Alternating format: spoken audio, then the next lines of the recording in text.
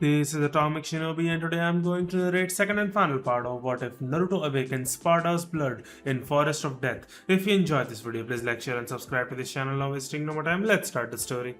After checking for any objections, Hayate granted Naruto's request. He turned to Anko after looking at his cage and getting a nod.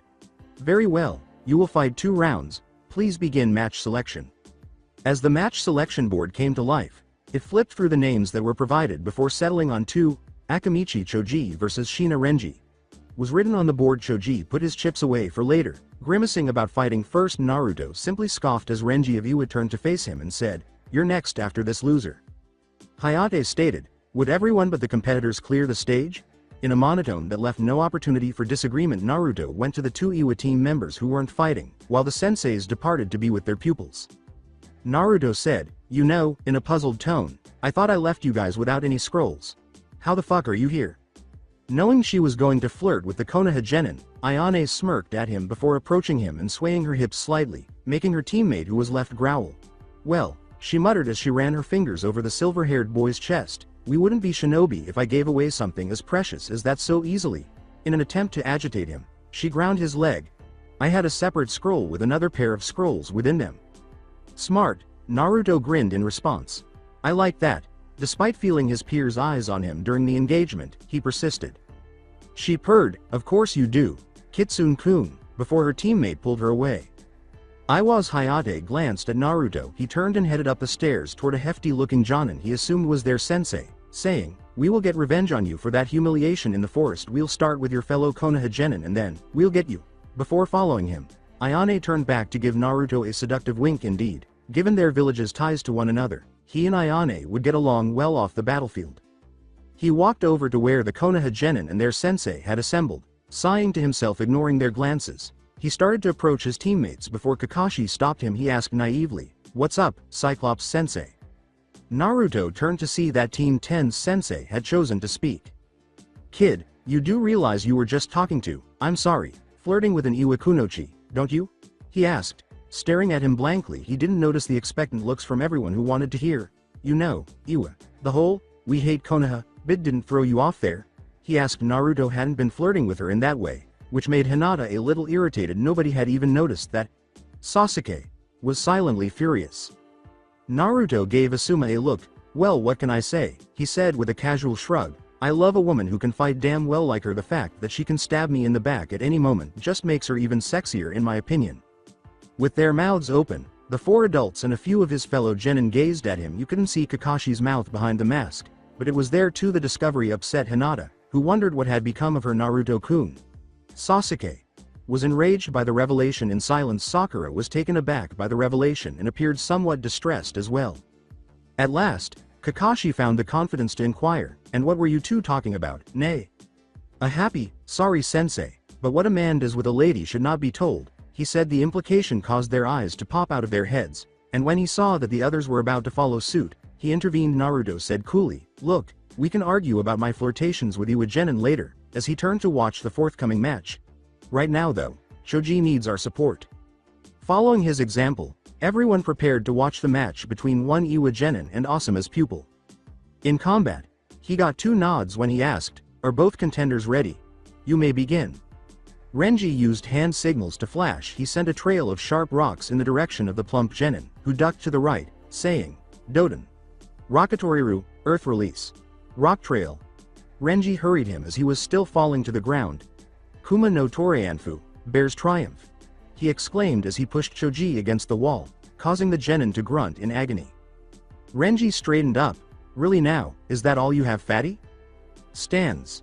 He really shouldn't have done that," Shikamaru said a little nervously. Naruto, who was a little interested in what Shikamaru meant, asked, "Why's that?"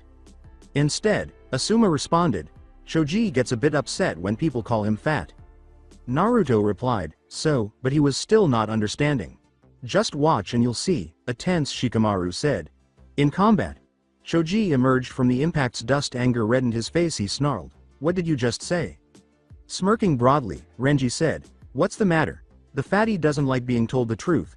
In an attempt to get a rise out of his opponent, it was very effective.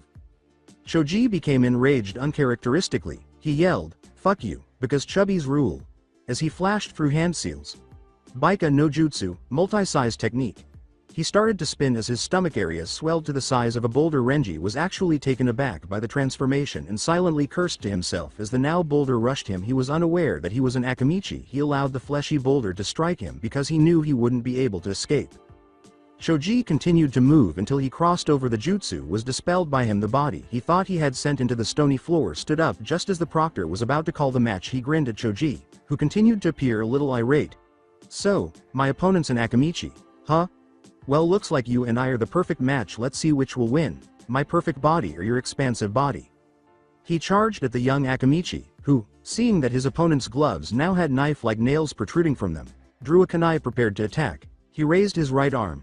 Kuma no Sume, bear claw. He struck the kunai with such force that the Akamichi nearly had to release his grip as Choji punched the younger boy in the face. He kicked him quickly, causing it to bounce off the boy's stomach.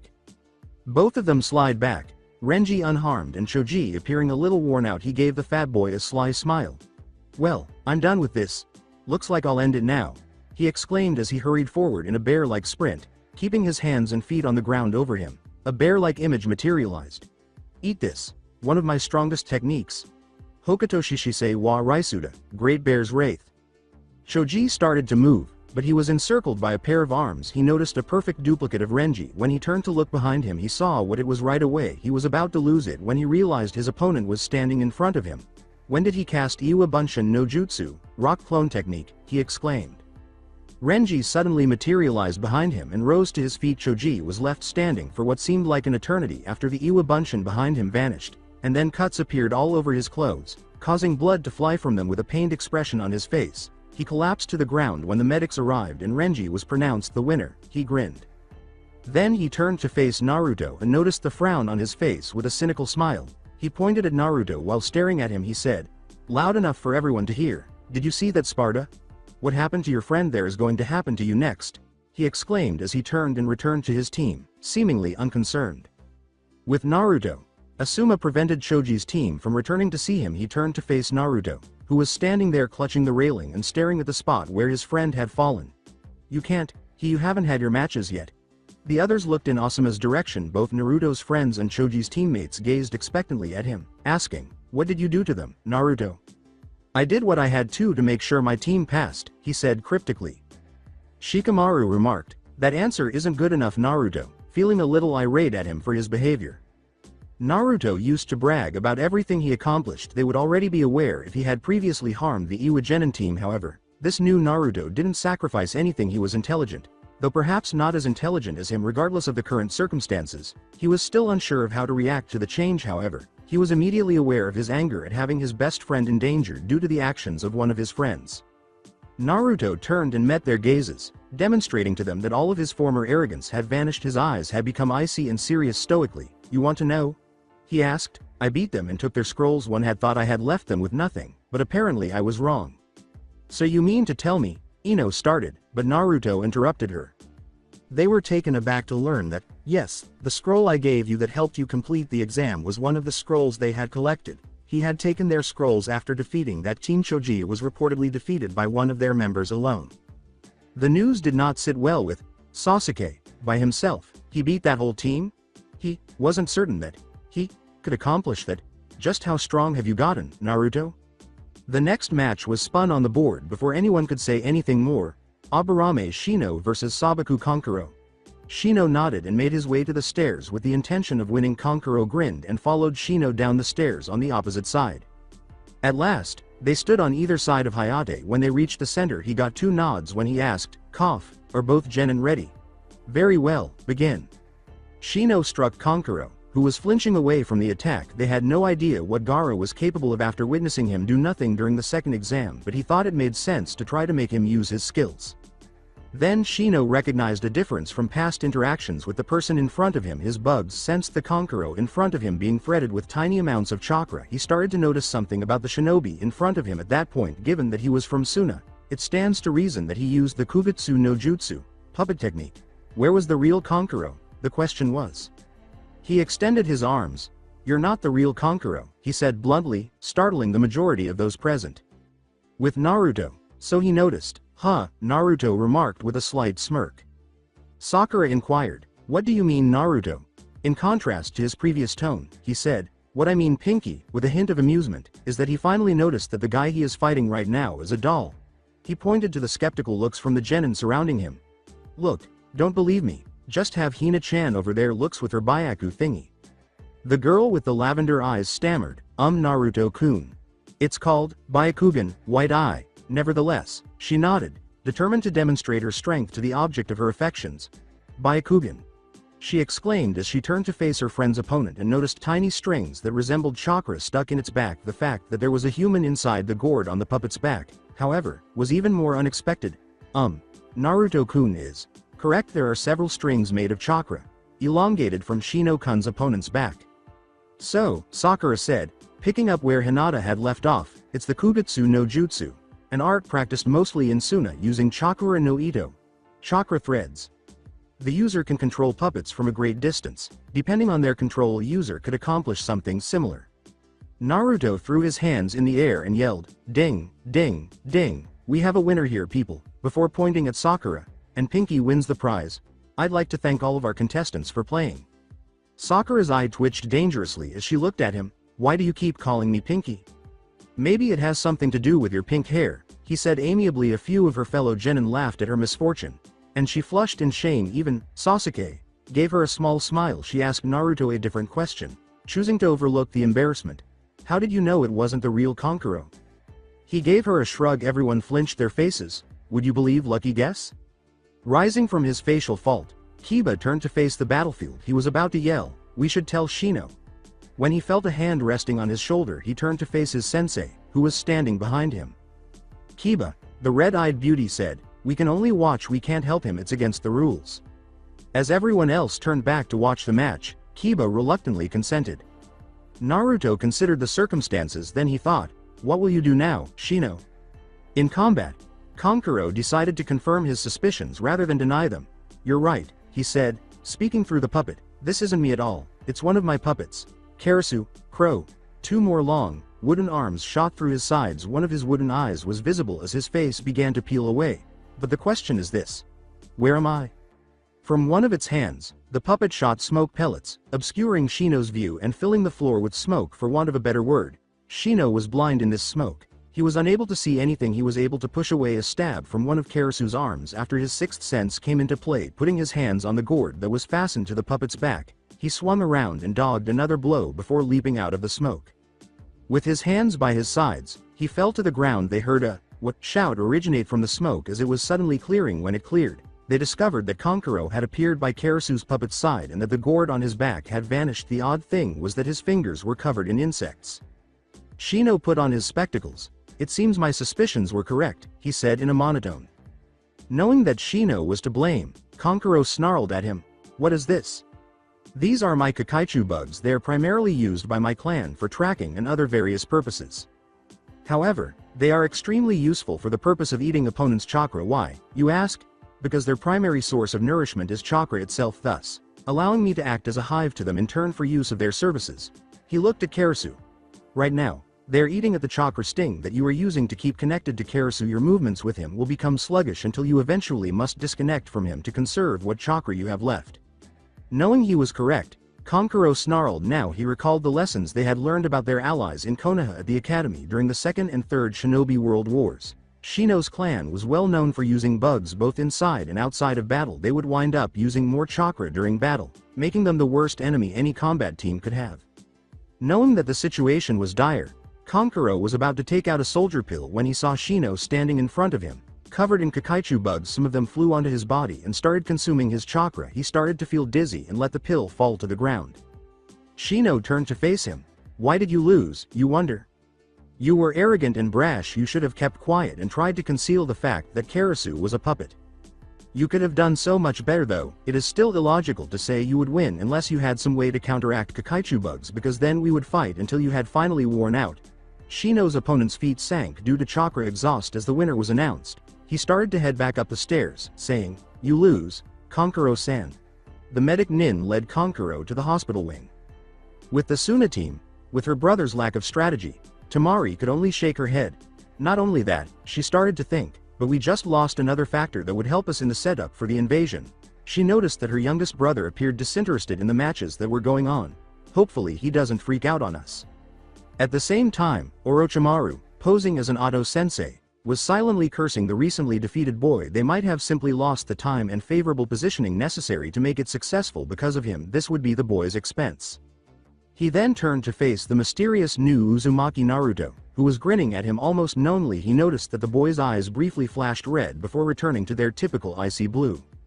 When he discovered that the boy had survived and had unlocked a Kekkei Genkai as a result of his actions, he was a little taken aback now. He might find this interesting and even helpful. I can't wait to see what you've got to show me now, Naruto-kun. With Naruto wondered, what are you up to, Orochimaru? He was aware that Orochimaru was Oto's sensei. Orochimaru was able to take other people's faces for his own. According to what his teammates had told him, you can tell right away that this was Orochimaru when you combine that with the fact that they have the same chakra signature. He needed to let Oji-san know and make sure he understood. He also noticed Orochimaru grinning at him. Just what are you up to, Habi-teme? Knowing who you're talking about, anything is possible, the enormous kitsune in his head declared. He could be planning to steal something. He could be planning to kill somebody or destroy something. You just don't know till he does it, because he's done it all from what I understand. Naruto's thoughts were interrupted before he could respond by Orochimaru's yokai pulse. Without a doubt, Orochimaru was the rightful owner of the yokai. Now it clarified Sasuke's curse seal. His corrosive yokai, which he could use to sway people, was inside the seal. However, how he obtained yokai was the question, or did he become a demon? And how did he create the curse seal? The curse seal. One I can answer, Naruto-sama, Echidna said. He gestured for her to go on. You see, Naruto-sama, when demons started Kekkei Genkai contacts, one was given to an upstart clan whose name has been forgotten through the ages. However, the ability they had been given to them allowed them to transform their bodies almost like a demonic form and shape. It was truly impressive, but from what I heard, they were wiped out by humans that were angry at them for trying to take demonic forms. Even for clan purposes, apparently, someone from their clan must have survived the onslaught. So Orochimaru could have isolated the activation enzymes in their DNA that was used to cause the transformation. At the response, Naruto nodded. It was the only reasonable conclusion. If what she said was true, what, though, did Orochimaru do to his body at that point? That was still something he needed to work out. With a sigh, he glanced at the board for the upcoming match. Yamanaka Ino vs Hyuga Hinata was written on it. He turned to face Ino, who was walking down with a self-assured expression on her face. Then, as Hinata started to descend, he heard Kurenai say something encouraging. He grinned as they stood in the center of the field. Oh mama, chick fight, he thought excitedly. Ignoring Orochimaru's plans for the time being, he was ready to watch as much as he wanted. In combat, are both competitors ready? He asked, getting both a shaky and a confident nod. Very well, begin. Ino grinned at Hinata and assumed a basic academy taijutsu stance. Get ready, Hinata, because I'm going to give it my all, she stated. Hinata simply stood there before nodding and assuming her family's well-known taijutsu stance, Jukin, gentle fist. Her notorious dojutsu, eye techniques, came into play. Her eyes were surrounded by veins. When she examined Ino's, she discovered that its chunin capacity was low. Additionally, she was aware that Ino was a Yamanaka, so she had to exercise caution to avoid using a takeover or mind destabilization jutsu on her. Hinata had the audacity to attack her fellow Kunoichi's Tenketsu, chakra points. First, although Hinata was quick, Ino was marginally quicker. Hinata managed to graze one in her leg area before being kicked out of the way, but Ino kicked her in the side to keep her from getting struck in a Tenketsu. As Ino stood across from Hinata and grabbed the leg where she had struck the chakra point, Hinata skidded across the ground with confidence. Ino gave her a smirk this time. She moved to strike Hinata. Hinata leapt over Ino's swift sweep at her leg. Ino brought her fist forward to strike Hinata, but she had to dodge it before she was struck in the arm with Tenketsu. She continued in this manner until she was able to force Hinata back by punching her in the stomach. The two girls exchanged glances and gasped before sprinting in each other's direction, letting out a flurry of blows as they went. On the stands, people took notice when Neji said, "This is all Hinata-sama has," in a dejected tone. She truly is a disgrace. Guy shook his head, stopping Kurenai from going over there and throttling the boy for saying that about her. Kurenai had clenched her fists. Neji was silent when a pebble struck him in the face, startling him. She does not deserve the title of heiress, sir. Everyone turned to look at the criminal, and to their surprise, Naruto was the one who threw it. Neji got up and glared at Naruto. How dare you? Neji became even more agitated after Naruto shushed him. The men's perspiration decreased as the room's temperature dropped, and they noticed that the majority of the women in their group were staring at Naruto. You're interrupting the chick fight. You don't ever interrupt a chick fight. Sasuke was also giving him a very subtly glaring look, and Sakura was about to choke him when he said something that stopped her. However, you must also recognize that Hinata is not weak. She is far from it. She is keeping up with Ino, who is considered to be one of our graduating class's top kunoichi. Not only that, but to see her with such confidence in her eyes, which has been unseen by us before now, is somewhat surprising. So don't call her weak because you know nothing about the situation. Many were taken aback by his perception of the circumstances and came to the conclusion that he was correct. They had never seen her so confidently before. She had never been this self-assured, not even among her own teammates, Kiba, Shino, or Kurenai, but they knew why, of course. Kurenai gave him a startled look. Naruto was a big fool and a troublemaker. Based on what she had heard in the village, she had heard from her fellow shinobi that he lacked skill, yet here he was, accurately expressing why Hinata's growth should make people proud. She gained some respect for the boy as a result. She thought, "You're quite interesting, Naruto," and smiled a little. "I think that despite this recent change, I'm starting to see why Hinata likes you so much." Neji, however, disagreed with his response and decided to discuss the issue further. "Yes, I will admit she has improved slightly. However, her younger sibling, Hinabi-sama, is already much stronger than her. She beats Hinata in every spar and this fight is pitiful. Their movements are so slow." Before responding once more, Naruto simply kept his gaze fixed on the field while observing the feminine furry's fists. He got a lot of teasing for saying, "And everybody evolves at their own pace, Mr. Bruder." His friends thought they were moving fairly quickly, but he stopped them when he said, "I will be the first to admit, their movements are really painfully slow. However, Konoha wasn't built in a day, and neither will their strength as shinobi. As long as they work hard, they'll become strong, and who knows, Neji-san, Hinata may even end up stronger than you."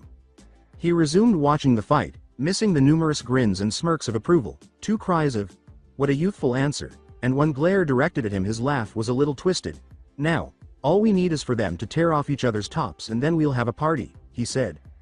In combat, Hinata and Ino were still fighting. Hinata would dodge Ino's blows with grace and beauty, while Ino would dodge Hinata's a little roughly. While Hinata tapped Tenketsu on her shoulder, Ino managed to dodge another set of Hinata's blows and deliver a powerful punch to her stomach. Hinata grabbed her stomach and Ino held her shoulder as they both slid back once more.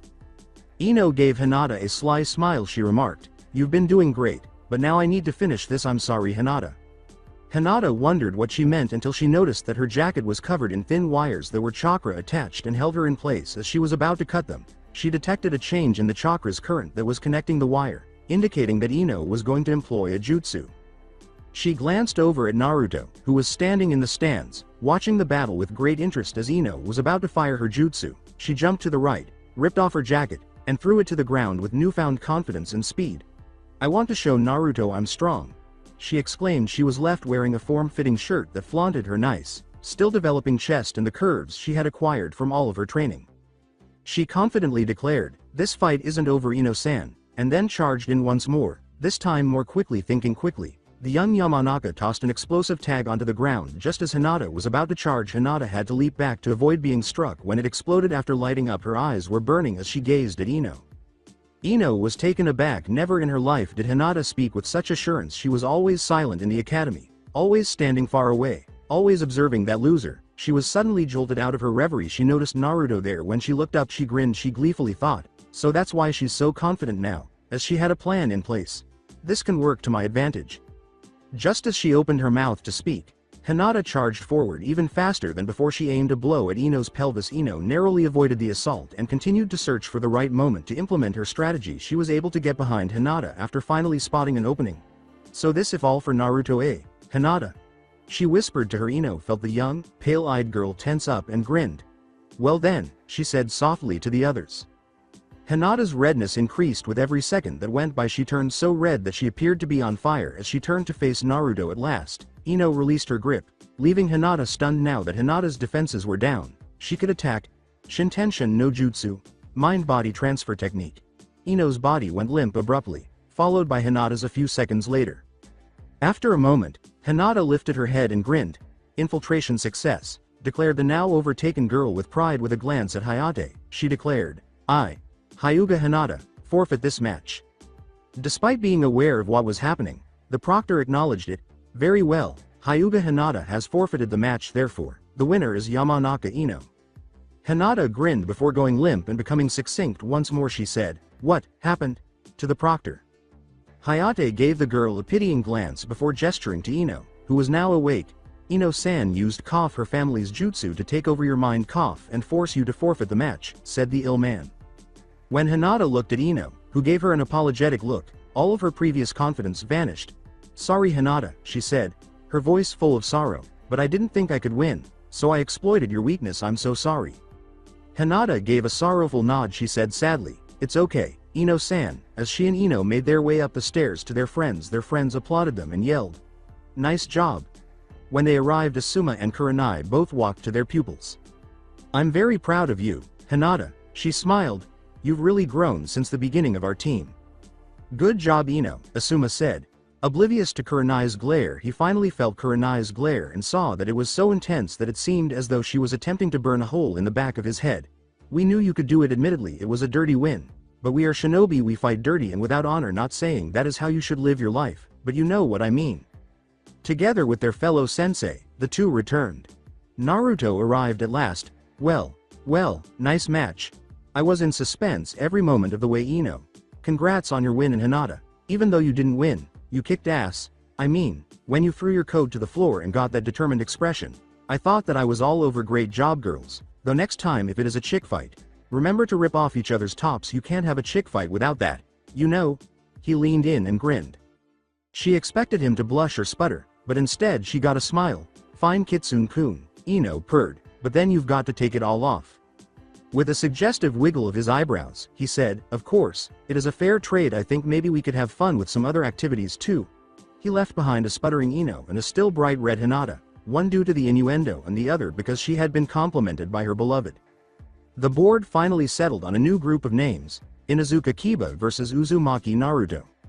Kiba grinned. He yelled, we got an easy one boy, as he lifted Akumaru and leapt over the rails. Naruto simply grinned as he passed the teachers and his fellow genin. His teammates stopped him. Good luck, Dobi. Sasuke grinned. Sake wanted to say more, but she was unable to do so. She had no idea why she had said what she had. Perhaps it was due to the fact that he was the first to discover her secret. She was not entirely sure. Sakura smiled and said, we will be cheering you on. He would talk to her and, Sasuke, if she tried to be nicer now for some weird reason, she desired his acceptance once more. Naruto grinned back. He said, come on, it's Kiba. As he passed them however, he paused and said, thanks though. Sasuke, Sakura. Without turning he then descended the stairs. Sakura was content. He used my name again, she thought to herself. She started to understand that she had harmed him over the last few days, but the chan suffix was still absent for reasons she couldn't explain. She was now determined to regain that suffix. With the Suna team, Gaara thought, he has a strange aura emanating from him, as he watched the match with a hint of curiosity. Mother is telling me to stay away, that she doesn't want his blood. Why do you not want his blood, mother? Because, a voice that sounded female said in the back of his mind, he has their blood. If he is not a friend, he will destroy us. For once, Gaara didn't want to know what she meant. With Otto team and Orochimaru, as he watched Naruto approach his opponent, a certain Habi Senin thought, yes, Naruto-kun, show me your new power. With Gen and Iwa, so it's finally his turn, huh, Renji remarked with a hint of contempt. Their sensei was a big, strong man with a big gray mustache. Is that the one that beat you in the forest? He asked. Yes, replied Hayate in a sour mood. Hayate clamped his hands shut, saying, he defeated us and almost left us without a scroll. His twin merely nodded in agreement when he said, he better beat this amateur, because we will get our revenge in the finals. Despite her silence, Ayane continued to gaze at the field. She thought, let's see what you've got, Kitsune-kun, and gave her lips a little lip lick. In combat, are both fighters ready? Kiba nodded to him. Hold it, Naruto yelled. Hayate and Kiba gazed at him. I need to warm up first. He started shadow boxing, hurling jabs left and right, without waiting for a response. Then he performed a spin kick. After a final backflip, he walked back to the proctor. Okay, now I'm good. After a moment of standing, Hayate nodded his head. He leapt back, leaving the two young shinobi to fight. Very well, you may begin. Kiba was standing arrogantly on the other side of him. Naruto had a sly smile on his face and exuded confidence. The silence was finally broken by Kiba. So, you ready to lose, Dobi? Kiba brashly inquired. Naruto grinned back. He turned to face Akumaru and said, you know Kiba, you're all talk, you've got nothing to back it up though. You also apparently need a puppy to do your fighting for you. You are so tough, Kiba. Kiba gave him a snarl. He got a whimper in return. He doesn't do my fighting for me. Akumaru, stay out of this until I tell you to help out, okay? Akumaru whimpered again. What do you mean that we shouldn't fight him? He is an alpha. Please, I'll show you he isn't. Naruto casually responded, you should listen to your partner Kiba, as if you were already bored. I don't wish to hurt you unless I really have to. Kiba became enraged. I'll show you Naruto, he exclaimed while making hand gestures, Shikyaku no Jutsu. 4 legs technique. Kiba sank to his knees while chakra erupted outside of him with the intention of removing Naruto's block. He charged at him at a high speed. With teams from Konoha, Kurenai smirked slightly as he said, Kakashi, I like the kid, but you know well Naruto can't beat Kiba, he was the dead last of his class. Someone above the Jonin said, no really Kurenai-san, tell me how you really feel. Shocking them all, Naruto was hanging from the ceiling directly above them when they looked up. Gaki, I thought you were fighting Kiba, said Asuma in shock. Jonin, this child had even sneaked up on them, they shouldn't even be that rusty, even though it's peacetime. He turned back to Kurenai and said, Oyabun is fighting Kiba technically, but I'm just a cage bunshin who was left up here. Now, what was it you said about us losing this fight? Kurenai gave him a look. You were the dead last of your class, Naruto-san, and while I admit the fact you can use cage bunshin shows some skill, that doesn't mean you can beat him, even if you spammed him with them. So if I can't beat him, then you wouldn't have a problem if we make a bet. The others were surprised that she would accept a genin's wager, but they remained silent. What kind of bet? They asked. If I win, you owe me a favor that is within reason, of course, maybe something like genjutsu training or something along those lines. Fair enough, but what if I win? Then I owe you a favor. Hell, I'll even do stuff that isn't within reason. Want me to wait on you hand and foot for a week? You got it. Want me to be your team's punching bag while they train for a few days? You got it. You name it, I'll do it. So, what do you say, we got a deal? Kurenai paused to consider the possibilities. Does she tell him anything? She might benefit from this. She could make him go on a date with Hinata, which would greatly boost her self-esteem. Who knows? He might even start dating Hinata because he likes it how she could open up possibilities with a confident Hinata. With a sly smile, she started shaking his extended hand. You've got a deal. She had just literally struck a bargain with the devil. Before letting himself fall beside the 4-sensei and making his way to the railing, the clone above her gave her a brief smile. His fellow genin were intrigued by the statement. Oyabun, she took the bet. They were curious about the nature of the wager but did not inquire. In combat, really, said Naruto. Naruto grinned and turned to face the approaching Kiba. After receiving a nod, Kiba approached him and said, sorry dog boy, but I have a reason to fight you now. He leapt over Kiba's blow and struck Kiba's back with his foot, knocking him to the ground and causing cracks. As his dog ran to his side, Naruto leapt aside and allowed Kiba to rise from the ground. Kiba gave Akumaru a look. Not yet boy, still on his hands and knees. Kiba charged at Naruto once more, thinking the blow Naruto had delivered was an isolated incident.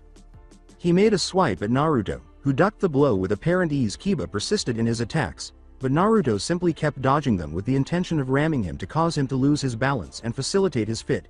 Kiba leapt backward before sprinting forward on all fours once more, but Naruto wouldn't have it and sent him hurtling back toward his animal companion with a spin kick to the ribs.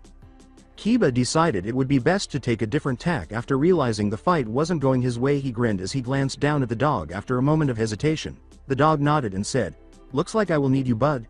After jumping on Kiba's back and barking a lot, the dog changed into an animalistic version of Kiba. Jujin Bunshin, beast human clone. Kiba leapt off the other, and they both bolted toward Naruto like crazy bats, or, in this case, mutts. As they got closer, Naruto simply stood there in a composed manner. Naruto's hand suddenly went to his holster. Oh, he pretended to be horrified. Whatever shall I do? Is there now a way to stop these beasts? Psyche, got you dumbass, he said, pulling out his revolver and firing 2 rounds of chakra bullets that weren't elements. As they skidded across the ground, the bullets struck their targets and sent them sailing, leaving their cheeks bruised where they had been shot. Kiba said, what the hell is that? With a hint of disbelief at this point, everyone in the room was paying attention and wondering what the gadget he was using was called as a weapons mistress. Tenten was paying close attention right now. With a showy gesture, Naruto spun the weapon around on his finger. Naruto started by saying, this, my dear mutt, is called a revolver. It's a special kind of weapon that I know how to make when I have the right parts. The type of weapon it's called falls under the category of gun. This gun is called, he said, stopping the spinning and pointing it at Kiba once more, Pyrotekuda. Akumaru and Kiba snarled at him. Kiba snarled, I don't care what it's called. Both Kibas rushed forward once more, went low, and tried to slash at him. Don't think it's going to change the outcome of this match, let's go Akumaru. They said. Naruto swerved to avoid it, kicked the other Kiba in the face, and whipped his pistol on top of one Kiba's head, knocking him away. After being pushed aside once more, the two exchanged glances and nodded. Gatsuga, Fang passing Fang. They leapt, spun like drills, and raced in various directions toward Naruto. After avoiding one of the drill-like attacks by dodging to the left, Naruto leaned back to avoid another. Dust started to cloud his vision as the assault went on. He had to take the next best action because it was becoming increasingly difficult to see, and he couldn't use the Rinnegan without it being revealed. After clearing the dust with a blast of wind chakra, he saw Kiba and Akumaru reappear from different directions. To everyone's surprise, he stopped the drills by dropping the gun and grabbing their hands. As if their weight were insignificant, Naruto held them sideways in the air. Akumaru and Kiba were having trouble getting away. He threw them above him, kicked up the gun into the air, and spun his foot, saying, "You know, Kiba, you weren't very good for entertainment and you know what that means." He snatched up the gun and leapt to almost unachievable heights, saying, "Get the fuck out if you have no entertainment value." He sealed his hands together. He made two clones and used Kage Bunshin no Jutsu to kick his two opponents back to the ground. Their bodies were then scorched by the fire chakra bullets he shot at them. He then struck them with lightning bolts, causing their bodies to tremble. Then he shot them with wind chakra bullets, causing deep cuts and tearing their clothing. At last, he used chakra and demonic energy to charge two bullets. He grinned. "Jackpot," he exclaimed. He aimed the two bursts of multicolored energy straight at them. They struck them, exploded, and rocked to the ground more quickly. However, Naruto landed ahead of them and spun around as soon as they hit the ground. Naruto Renden. Akuma no Fukushu. Naruto Combo. Devil's Revenge. They saw that Akumaru had transformed back into his true form and was knocked out after the dust cleared from their eyes. Kiba attempted to get to his feet but kept tumbling back to the cracked floor. He was giving Naruto's back a glare when Naruto's voice rang out. He kept trying to stand. He said, "Damn, you're still awake." Without looking, "Don't get up, man. I don't want to hurt you any further." Kiba snarled before rising and sprinting in Naruto's direction with what strength he had left. When Naruto turned, a clawed hand slashed across his face, knocking his head up. Kiba grinned, thinking he had won, but was taken aback when Naruto's face, which was marked by scratches, descended and he smiled at Kiba. He said, "Nice shot, Kiba," with a smile that would not go away. But, he retorted, "Not good enough." He clocked Kiba, sending him flying to the ground and rendering him unconscious as soon as he made contact. Rushing forward, the proctor turned to face Kiba. He verified that Kiba was still alive but unconscious. By feeling his pulse, he got to his feet, glanced at Naruto in mild surprise at the match, and then turned to face the rest of the audience. "The winner is Uzumaki." "Actually," Naruto interrupted him, "it's Sparda, Naruto. I forgot to tell you before, but I changed my last name." Hayate confirmed with a nod. He turned to the medic squad and said, "Very well, the winner is Sparda, Naruto." Before turning around, the squad hurried over as Naruto left, ignoring the stunned group, and said, "Get him to the medical wing." Alongside the Hokage. "So, this is the power of Naruto-kun's new Kekkei Genkei," the elderly Kage thought in disbelief. "There is so much power leaking off of him in battle. If he learns to control it and the Rinnegan, he will be incredible." With the genin sound, "I see," Orochimaru thought curiously, "so this is Naruto-kun's power. Funny thing is that he was even holding back as well. He is a magnificent specimen. Yes, he will do nicely," he chuckled to himself. "With the Suna siblings, so," Tamari said, looking at her brother in shock, "this is Naruto-san's strength. He seems pretty strong. But this feeling I'm getting from him, it's almost like Gaara's." "Yeah," the team's sensei Baki said, frowning slightly. "He might become trouble in the near future, however." Gaara, meanwhile, was talking to his own beast. "Mother, he has such strength he could prove my existence." "No, girl," the great-tailed beast retorted. "He is incredibly strong. I can feel it. Do not fight him. Child spill other blood, but not his." Gaara remained silent. That boy was too strong for him, according to his mother. With Gen and Iwa, "I understand your desire to defeat him," the team's sensei said. "Hi, sensei," Renji said, continuing to stare at Naruto's walking form. "If he does pass his second fight, I will train you all harder than before to beat him." Hayate said, "Thank you, sensei," as he gazed at the boy as well. Ayane grinned and thought, "My, aren't you strong, Kitsune-kun? But you're still hiding your true strength, aren't you?" With the genin Konoha, Naruto paused before Kurenai and gave her a quick glance. He approached his fellow genin, leaving the other jonin and a stunned Kurenai to ponder. "I'll be collecting on that favor eventually, just so you know."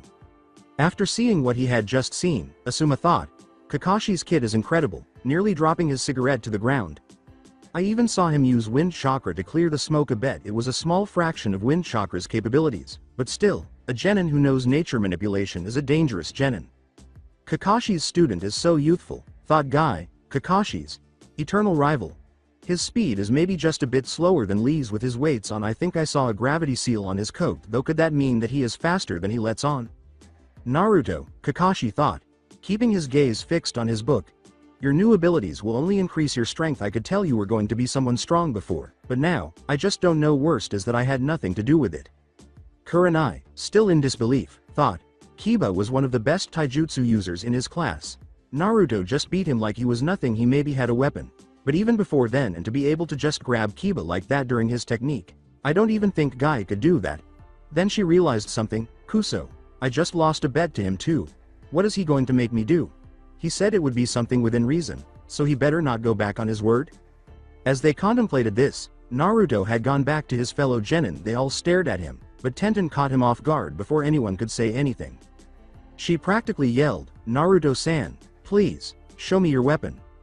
Which one, babe? I've got a few, he said, pointing to his pants, the black case on his back, and his holster. The innuendo caused the group's female members to flush. It was difficult for Sasuke to control his blush. Sake thought angrily, stupid horny idiot, for reasons she was unable to articulate. Ignoring his suggestion, Tenten collected herself. I want to see this thing you call a revolver, Naruto-san, she replied with a nod.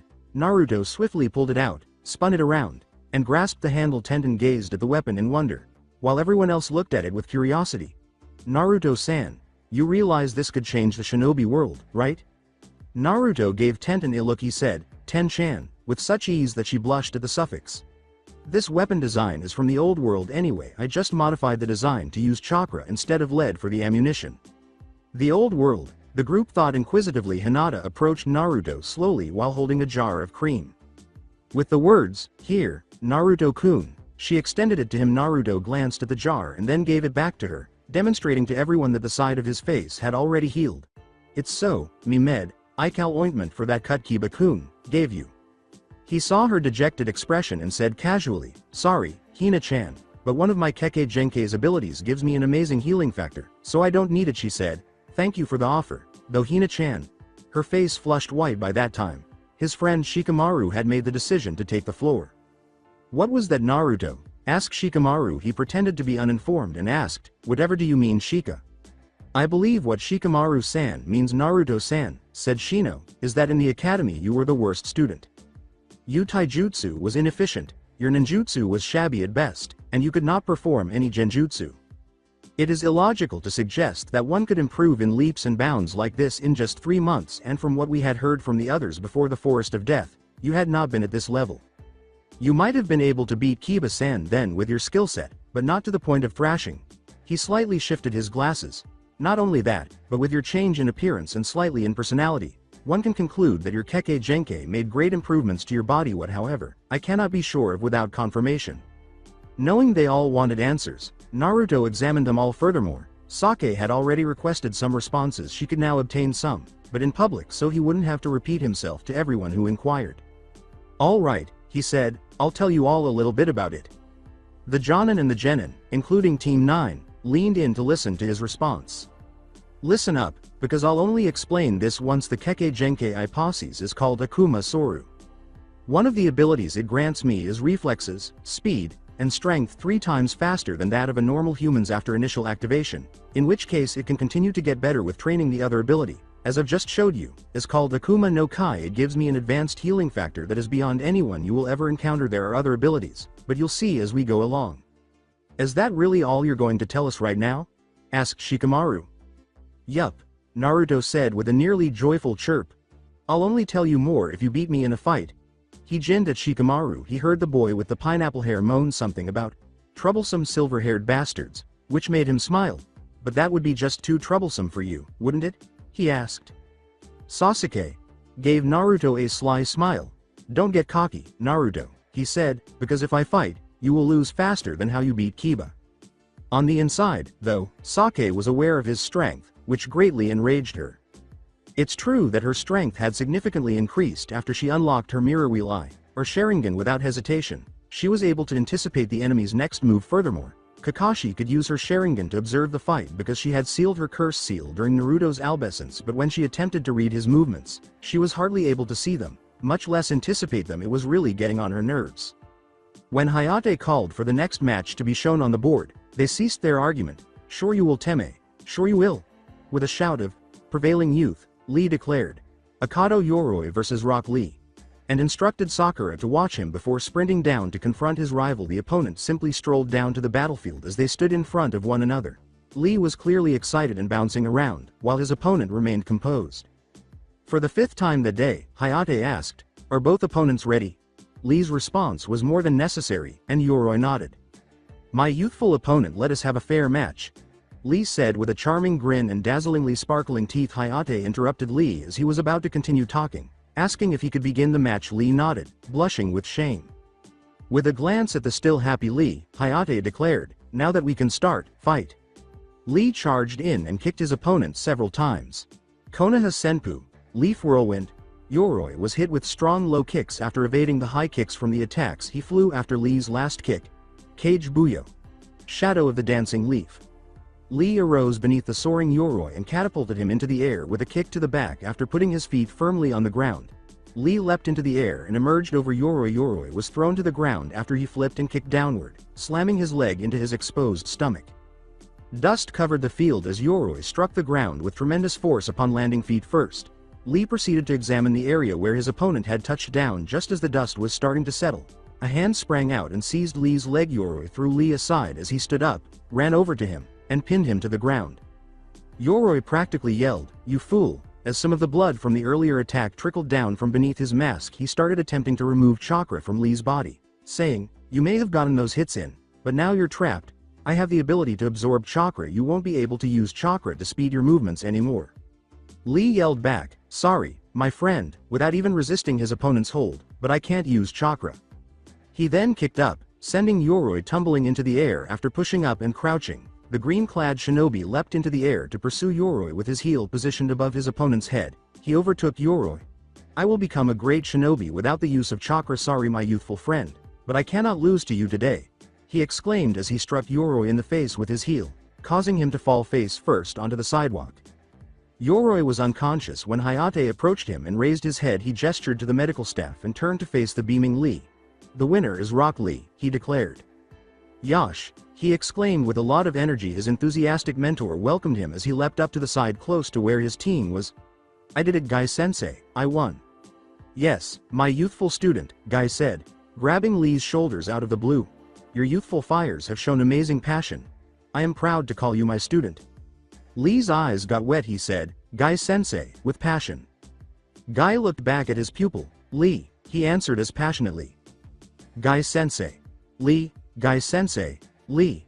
They gave each other hugs behind them. The waves of the ocean swayed slowly as the air around them warped to resemble a beach at sunset. It would be a lovely sight if not for the two men in green training uniforms embracing each other. Unfortunately, it was ruined by the two men. The room was filled with different reactions to the scene.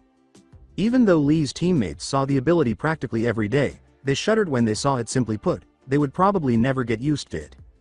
The members of Team Kurenai, at least those in attendance, questioned how such a malevolent genjutsu could be produced. Hinata attempted to see through the technique by activating her Byakugan, but for some reason, she was only able to receive an intensified version. In return, Shino discovered that no chakra was being used for the technique when he attempted to have his buds consume it. However, their sensei was extremely frustrated that they were unable to defeat the genjutsu. The rest of Team Asuma watched the technique in horror, with Shikamaru actually attempting to figure out how to break it because he thought it would be more troublesome to let go. Except for Gaara and Orochimaru, the teams from Suna, Iwa, and Otto were able to express a single prayer. "Please don't let there be any more Konoha shinobi like this." Despite witnessing the monstrosity in front of them, the Hokage, his advisors, and those who knew Guy well maintained their composure.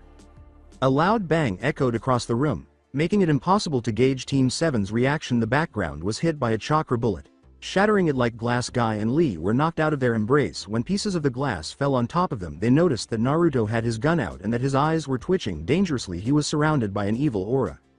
"Look," he said charmingly, "I really don't care what you do in private." However, his eyes glowed dangerously, causing the two taijutsu users to actually gulp. If I ever see that again, and it is not a pair of hot chicks instead of you clowns, I will end you. Do you understand?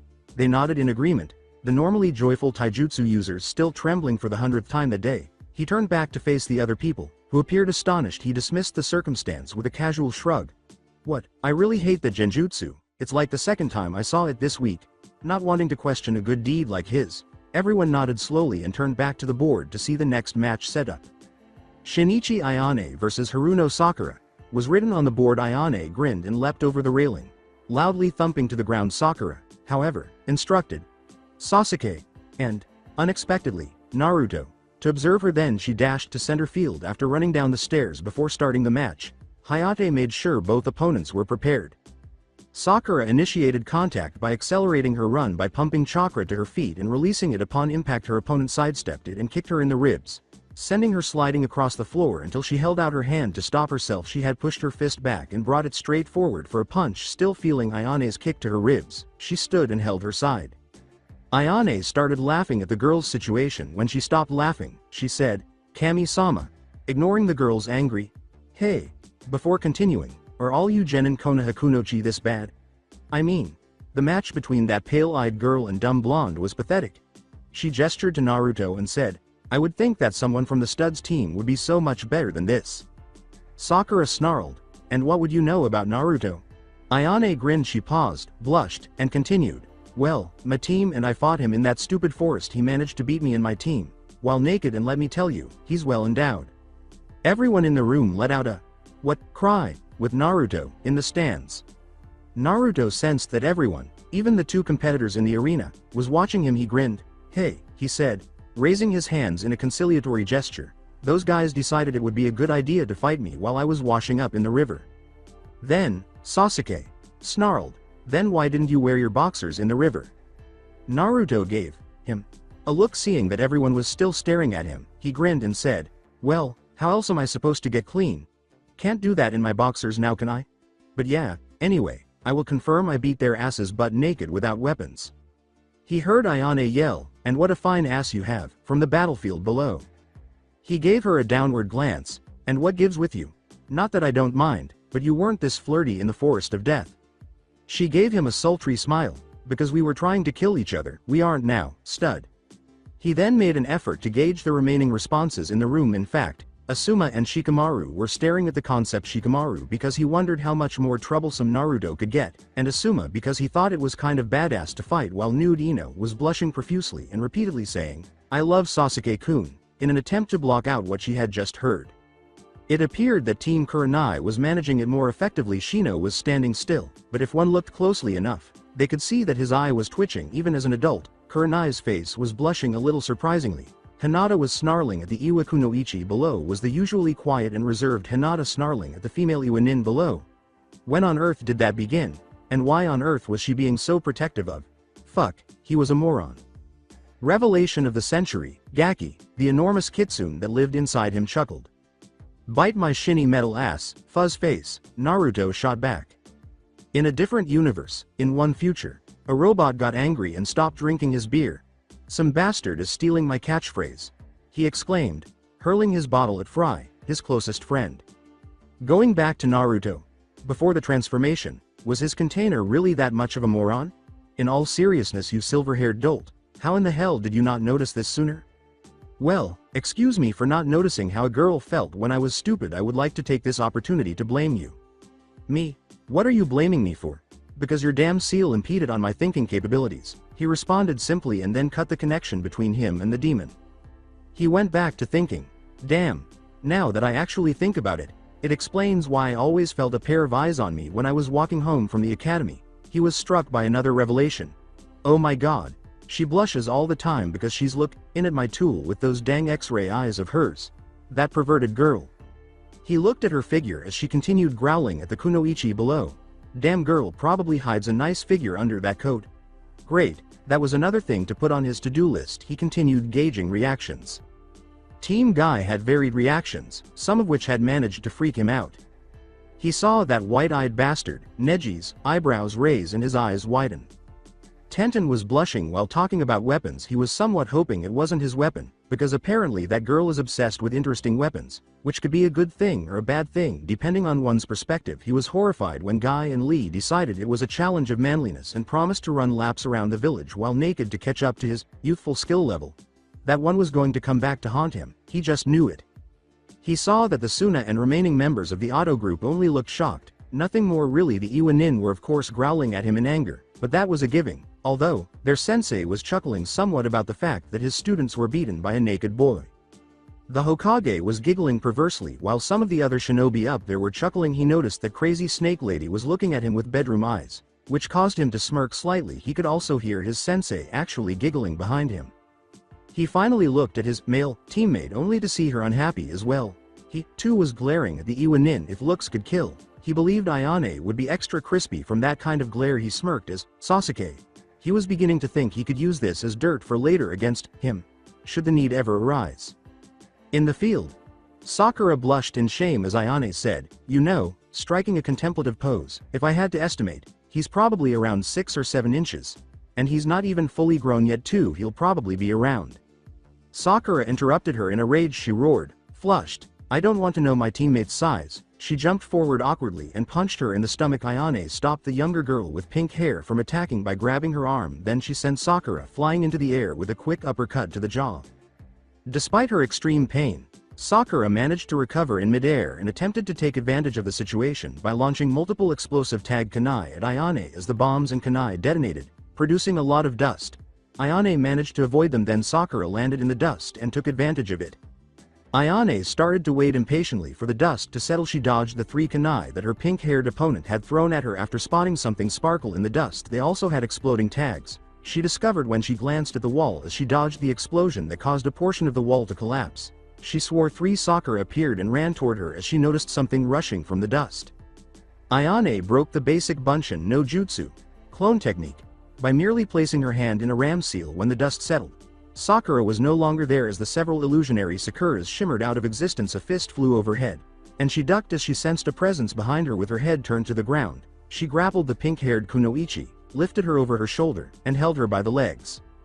"Well, it was fun, Pinky," she said in a light-hearted taunt, "but I've got to end this." She let her feet slip out from under her, and Sakura's head and butt both crashed into the ground. Tsukarakarasha, Skullcrusher. Sakura's body fell to the hard ground as Ayane released Sakura's legs after her head struck the ground. As Hayate approached and felt Sakura's pulse to make sure she was still alive, Ayane got to her feet. She was, in fact, alive. He walked to Ayane, waving at the medics before returning to her team. She gave Naruto a wink and said, "This match is over. The winner is Shinichi Ayane." With Naruto, well, the ex-blonde sighed sardonically, didn't see that one coming. He turned to Kakashi, whose expression was unexpectedly blank. Naruto pretended to be shocked. "Oh my Kami-sama, we're all going to die. The end of days is upon us." Kakashi-sensei's face isn't buried in his porn book. "We are all doomed." Kakashi had a fake tear in his one exposed eye and appeared to have his bottom lip protruding beneath his mask. "Hurtful," he remarked in jest before turning somber. He saw Naruto nod his head, and he asked, "You knew this was going to happen, didn't you, Naruto? Then why did you let her go through with it?" Naruto gave Kakashi a somewhat indifferent glance. "Kakashi," he said with seriousness, "there are a few reasons why I did not say anything. 1. She probably would not have listened from what I could tell, even if I spent little time with the team since the Forest of Death. She wishes to prove that she is not useless, and that is very admirable. And 2, by fighting a strong Kunoichi, she will now be able to see what a true female nin should be capable of at this age and strive to become like that." Naruto's stoic expression shocked Kakashi, who was starting to suspect that his pupil had bipolar disorder given how quickly he could go from being silly to serious. Seeing him in this state was really strange because Naruto's emotions used to be so predictable and easy to read, but now they were inconsistent. But Kakashi was aware that he couldn't elevate Naruto's reasoning on the matter. Sakura had the potential to excel as a Kunoichi like a fish out of water. She embraced chakra control exercises and tree walking. Although Abet's chakra reserves were somewhat less than the others, she had been gradually increasing them. However, he was aware that this match would serve as a helpful reminder to her that she needed to work out more in order to gain strength. When he saw the board light up once more, the 2 silver-haired people stopped talking. Abumi Zaku versus Hyuga Neji. Kakashi and Naruto turned to see Neji walking down, smirking slightly as he went by Hinata, who was trying to wish him luck but was chilly. Naruto frowned a little at this action. For whatever reason, the pale-eyed boy ignored his cousin's attempts to patch things up with him. This asshole just walked past her casually even when she did it to try and be nice, he thought indifferently. Hinata was not as familiar to him as he was to everyone else. Shikamaru, Shoji, and Kiba were his usual companions. He was aware of Sakura and Ino because he had liked Sakura and believed that getting to know Ino would help him win her approval. He and Shino had spoken occasionally, and Sasuke had simply ignored everyone. He recalled trying to speak with Hinata a few times, but she would always blush and then faint. He truly didn't get it. Despite his new character traits and personality, Neji shouldn't have dismissed it so lightly, though, since he was aware that Hinata was a decent person. Additionally, he saw Kurenai become irate, which caused him to wonder about the student-sensei relationship. He consistently witnessed the red-eyed beauty attempting to assist Hinata with her lack of courage throughout the entire exam. You never really saw sensei interfere with someone's personal issues before because they typically only taught the young genin the fundamental shinobi traits until they were strong enough to advance to the next level. It's also possible that Kakashi simply doesn't give a damn and ignores them. To be honest, he wasn't sure which. He pushed the thoughts to the back of his mind when he realized the match was about to begin. In combat, almost oblivious to the fact that the match had already begun, the two stared down each other. Zaku gave the Hyuga a sly smile. "You know, I've wanted to fight you since we got out of that creepy forest," Zaku remarked in a cruel manner. However, Neji maintained a somber expression and virtually ignored his opponent's remarks stoically. "Your fate is to lose this match," he said.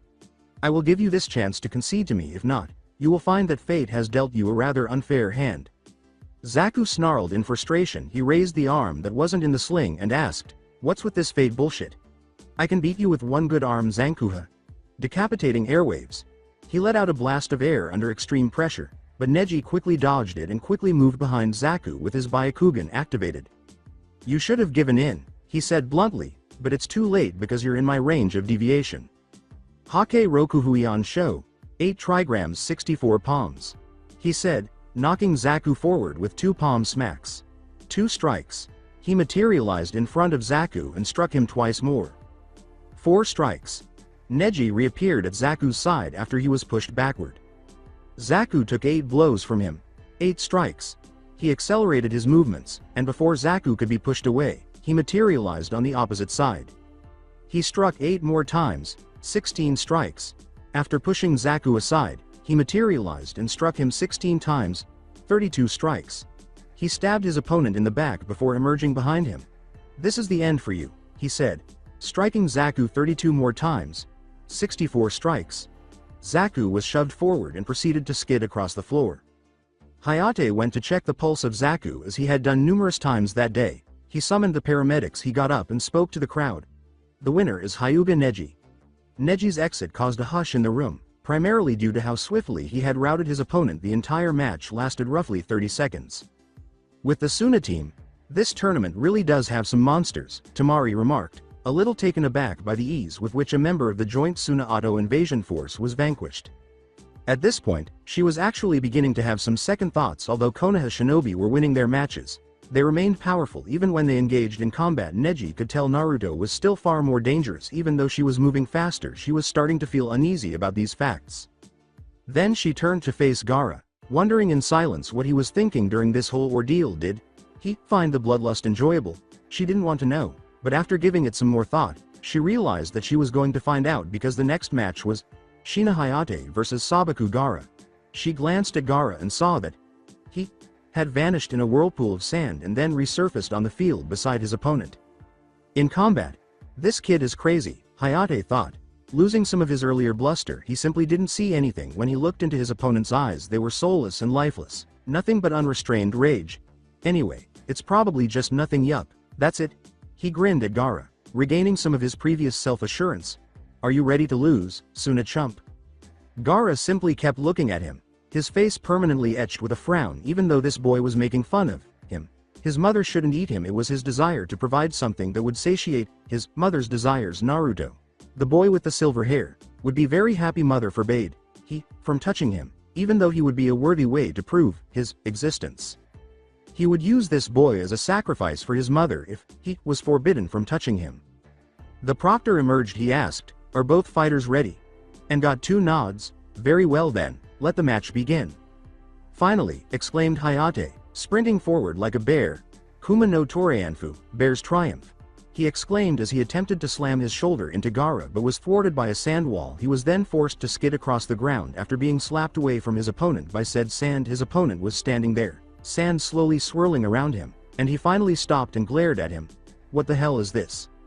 The other boy said in monotone, my sand. The sand swirled in front of his outstretched hand in the shape of a streak. Suna shuriken, sand shuriken. Hayate looked at him in shock as the streak sent spinning clots of sand in his direction at an amazing speed. This guy can control sand almost unnaturally, he thought frantically. Could he be like that silver-haired bastard?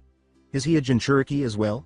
The academy taught us extensively about the abilities of Jinchuriki from other nations. Should we run into them? Suna has Shukaku, which gives their container absolute sand control, Kuso. Hayate flipped through hand seals, realizing that despite his speed, his thoughts had prevented him from moving out of the way in time. He slammed his hands on the floor and released Earth Chakra, causing a sizable chunk of the stone arena floor to rise in front of him. Doden. Doroku Geshi, Earth Release. Earth Shore Return. He exclaimed. The shuriken struck the wall with force but was unable to penetrate. He kicked the wall in front of him after the barrage was over. Doden. Shikyu Shato, Earth Release. Earth Shot. Gaara stood idly as clumps of rocks were hurled from the wall at her. Is he not even going to move? Gaara's sand moved to shield him as the rocks were about to collide, creating a tiny wall to stop Hayate's attack. Hayate grimaced as the rock shots failed to penetrate the shield at all. That sand moves around him like a fucking shield, Hayate thought in disbelief. How the hell am I supposed to fight a guy that can defend from every attack? He asked, observing how Gaara's sand broke down the rocks into smaller fragments that resembled grains of sand. Shit. He can even break down rock to become sand. All I have are earth techniques and my taijutsu. I can't hit him with either unless I come up with something. When Hayate saw some sand attempting to seize him by the feet, he was compelled to leap away. Iwa Bunshin no Jutsu, rock clone technique. He yelled as he landed after flashing through hand seals in midair. He then slapped 2 explosive tags onto their backs and spit rocks out of his mouth, which shaped themselves to fit his shape with a small explosive tag kunai ready. He sent them hurtling toward Gaara while running directly behind them as he entered. The 3 leapt from side to side, dodging attempts to crush him. They struck when they were at last within striking distance. Gaara deflected the blow with a shield. The first one struck his shield and detonated, removing some of his sand in the process and leaving a tiny opening in the defense. The gap widened as the second one appeared immediately after it and exploded. A small kunai with an explosive tag slipped through the shield as the gap was about to close. Inside Gaara's sand shield, there was a tiny explosion that left everyone wondering what was happening. With the Suna team, how did an attack like that get past Gaara's shields? Tamari genuinely loves her brother. Even though she may not express it as much, for some reasons she was alarmed that something had gone past his defense in such a way shinobi with more experience had never even attempted such an attack on Gaara. Baki kept staring at the sand shield without saying anything. He had underestimated the strength of the final defense. It appears that successive explosions at the same location within the shield could leave a tiny opening. Some of the sand would be blasted away by those explosions, leaving a tiny opening. That opening would be sufficiently widened by a second explosion for a tiny object, such as a kunai, to enter. The plan was sound, however, they were unaware of Gaara's second defense. With teams from Konoha, he got him, exclaimed Ino, who became stunned by the scene. You're wrong, Ino-chan, Naruto remarked, frowning a little at what had transpired. Listeners turned to look at Naruto Asuma, who was certain that the attack had captured the red-haired boy, questioned, and why is that, Naruto? The silver-haired boy's grim response, because, Asuma-sensei, he is like me, startled the adult Jonin, who understood, while his fellow genin was perplexed as Naruto put it, if he is like me, that won't bring him down. In the field, everyone watched as they cracked slightly before collapsing, exposing Gaara to the world. However, he appeared different, with patches of his skin and hair turning into sand and falling from his body. The remainder of his skin eventually turned to sand and fell away, exposing something startling. In addition to his hair being a little longer and falling straight down to the middle of his neck rather than like a mop, Gaara's face and body seemed more feminine. Additionally, he had a set of B-cup breasts on his chest, indicating that he was a female in actuality. She was surprisingly adorable. In addition to all of that, she was staring at Hayate with a psychopathic smile on her face. With the Suna team, Baki and Tamari gaped in disbelief. Was Gaara a girl? How is he? No, She's a girl, how could they have missed it? Would the cage be shocked too, or did he already know this?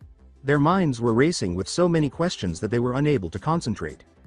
With teams from Konoha, with some surprise, Naruto thought, okay, this has to be like Mindfuck Week, or something.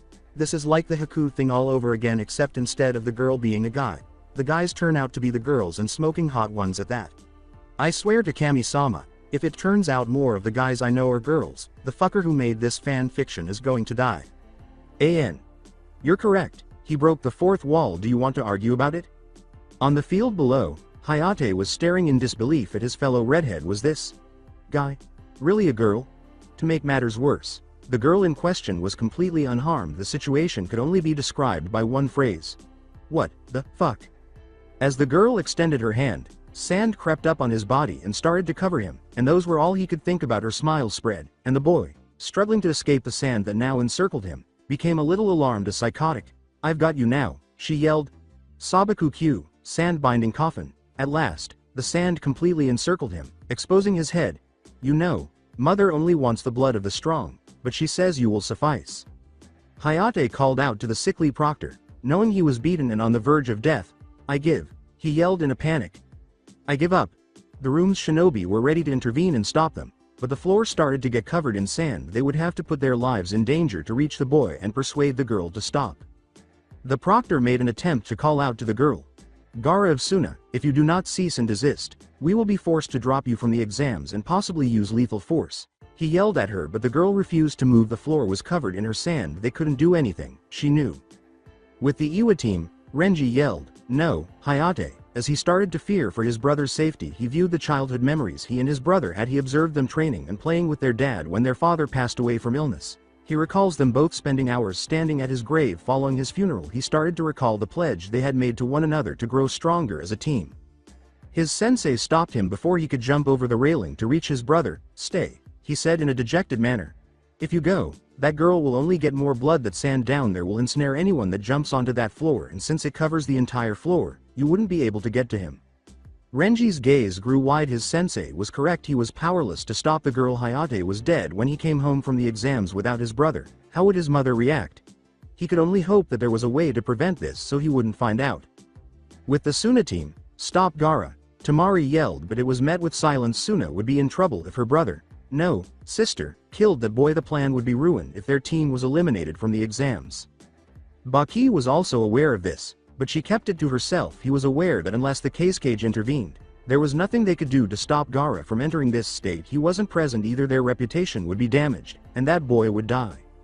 With teams from Konoha, Naruto was aware of the dire circumstances and his obligation to put an end to them. He knew that Hayate didn't deserve to die this way. Even though he didn't like Hayate, after grabbing both of their attention, he yelled, Kakashi, Sasuke, move away. I can save him, but I need some space to prepare. As instructed, Kakashi moved aside, still perplexed by his pupil's newfound skills. Sasuke reluctantly did so despite being aware of how serious the situation was. The Konoha teams, who were nearby and heard what he had said, also observed the boy, anticipating his next move. He thought, Kyuubi, I need your help, as he reconnected with the enormous Kitsune. His devil arm spirit gave a nod of approval. Yes, it seems you do. Why does that woman always have to fuck with her container's mind? He extended his hands and summoned his devil arm, saying, I don't know, but it sounds like a personal problem. Kyuubi shocked everyone around him as flames slid down his shoulders and Kyuubi's chakrams materialized in his hands. Naruto ran to the rail and leapt off the edge, not caring if anyone saw. When he saw Hayate frantically closing his eyes, he yelled, if you want to live, close your eyes, and hurled his chakrams in the boy's direction. Jigoku no Arashi, Hellstorm. Gaara tried to crush the boy with her hand as the chakrams encircled him in a pillar of fire. When the chakrams finally returned, they showed that Hayate was now imprisoned in glass rather than sand. Choosing to take advantage of the opportunity Naruto had created for him, Hayate leapt out of the glass and headed for the wall that was closest to him. Naruto's chakrams cut through the sand, turning the particles that connected the sand to glass, preventing some of the sand covering the field from trying to ensnare him once more. At last, he managed to reach the safety of the stands and sprinted in the direction of his squad. But after reaching the stands, Naruto collapsed to the ground. Sand attempted to approach him, but he stopped it by spinning the bladed discs around him to create a massive fire whirlwind. Naruto turned to face the Gaara, who was now snarling at him. knowing that his position was secure because of the tiny ring of fire surrounding him from the previous fire attack. Gaara. The proctor told you to stop, he said in a tone that sounded like a mock reprimand. Then he gave her a bright smile. Please remember to stop when told, okay? She growled, Sparda, as her sand, which had been strewn all over the field, began to move back. Mother wants your blood, Sparda. Yeah. Well, the only way your mother is getting my blood is if she is a hot MILF. Then I'll consider giving her my blood for her sick fetishes. Gaara paused, his fury to appear perplexed. She started, MILF, what is a MILF? After giving her a quick glance, Naruto started laughing. Then all of a sudden he had to avoid a torrent of sand that was headed his way. He noticed that Gaara had an angry expression on her face and was blushing a little. With a hint of rage, she said, Mother told me to kill you for being perverted. Some of the Jonin in the room stopped her before she could attack him again. In front of her was the proctor. Despite his cough, he said as sharply as he could, you are lucky that Naruto-san stopped coughing you from killing that kid, cough, else you would have been disqualified. Now please, return to your team. Gaara's hand quivered as though she was debating whether or not to follow his instructions. Observing her surroundings, she saw that many of the adult shinobi were ready to fight her if she disobeyed. Her mom started to calm her down. Her expression returned to a frown, and her psychotic expression vanished. After nodding at them, she moved on and appeared beside her team using Suna Shunshin no Jutsu, sand body flicker technique, which prompted them to start interrogating her about the whole being a girl thing. There was a glare back at them. After laughing at the circumstance, Naruto leapt back to the Konoha group. His fellow genin were staring at him with open mouths. When he touched down, even Shino, who is usually stoic, briefly lost his calculating demeanor to gape in disbelief. He smiled at them. What, you act like you've never seen chakrams before, said the adolescent with silver hair. Then Tenten, gazing at the weapon in wonder, nearly tackled him. Sweat fell from his brow. Take a picture, Panda-chan, it'll last longer. Disregarding the sarcastic remark, Tenten attempted to touch the demonic weapon but was burned when her finger was only a centimeter away. She drew her hand back quickly. She looked at Naruto, overcoming the fact that the weapon had just burned her. Naruto-san, please remove the anti-theft seal so I can examine it, she begged. His words, no can do, Panda-chan, were carefree. The sensei and a few of his fellow genin were now paying close attention.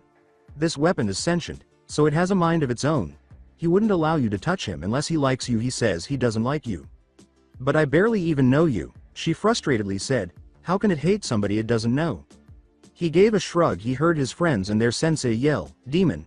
If it makes you feel any better, he doesn't really like anybody except me and some other demons. Prior to an explanation. Look, I told you Gai my Keke Genkai had 5 main abilities. I told you about one of them. The second one is called Akuma no Ude. This ability allows me to take souls of demons I kill and turn them into sentient weapons.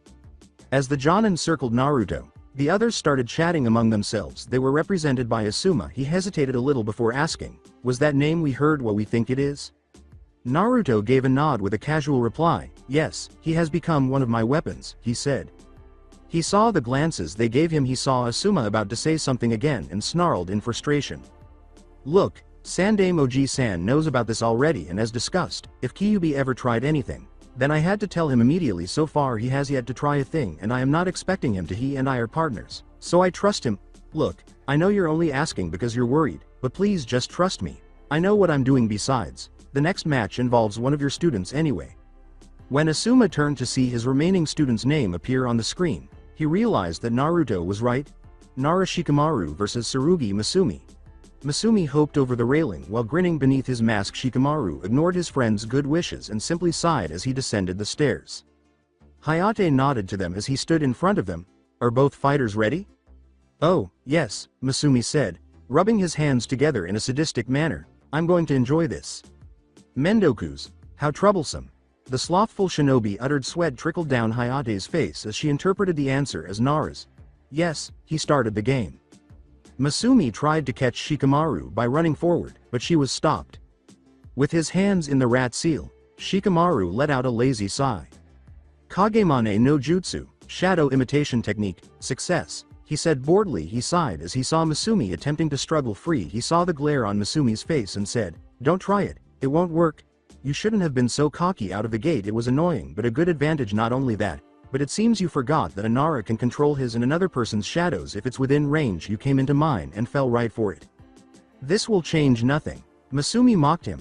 You will run out of chakra eventually, and when you do, I'll just spring from here and break your limbs. Shikamaru smiled lazily at him. He reached for his pouch and said, "You really thought I didn't think about that?" His opponent followed suit while his opponent simply threw a standard kunai.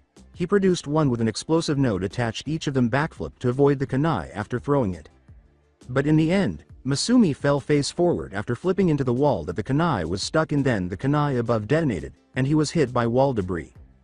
As Hayate announced Masumi the winner, Shikamaru let go of his shadow and the medics rushed to see how he was doing. With a sigh, he put his hands in his pockets and headed back up the stairs in the direction of the Konoha teams. Everyone, including Naruto, was staring at him with a perspiration drop when he arrived.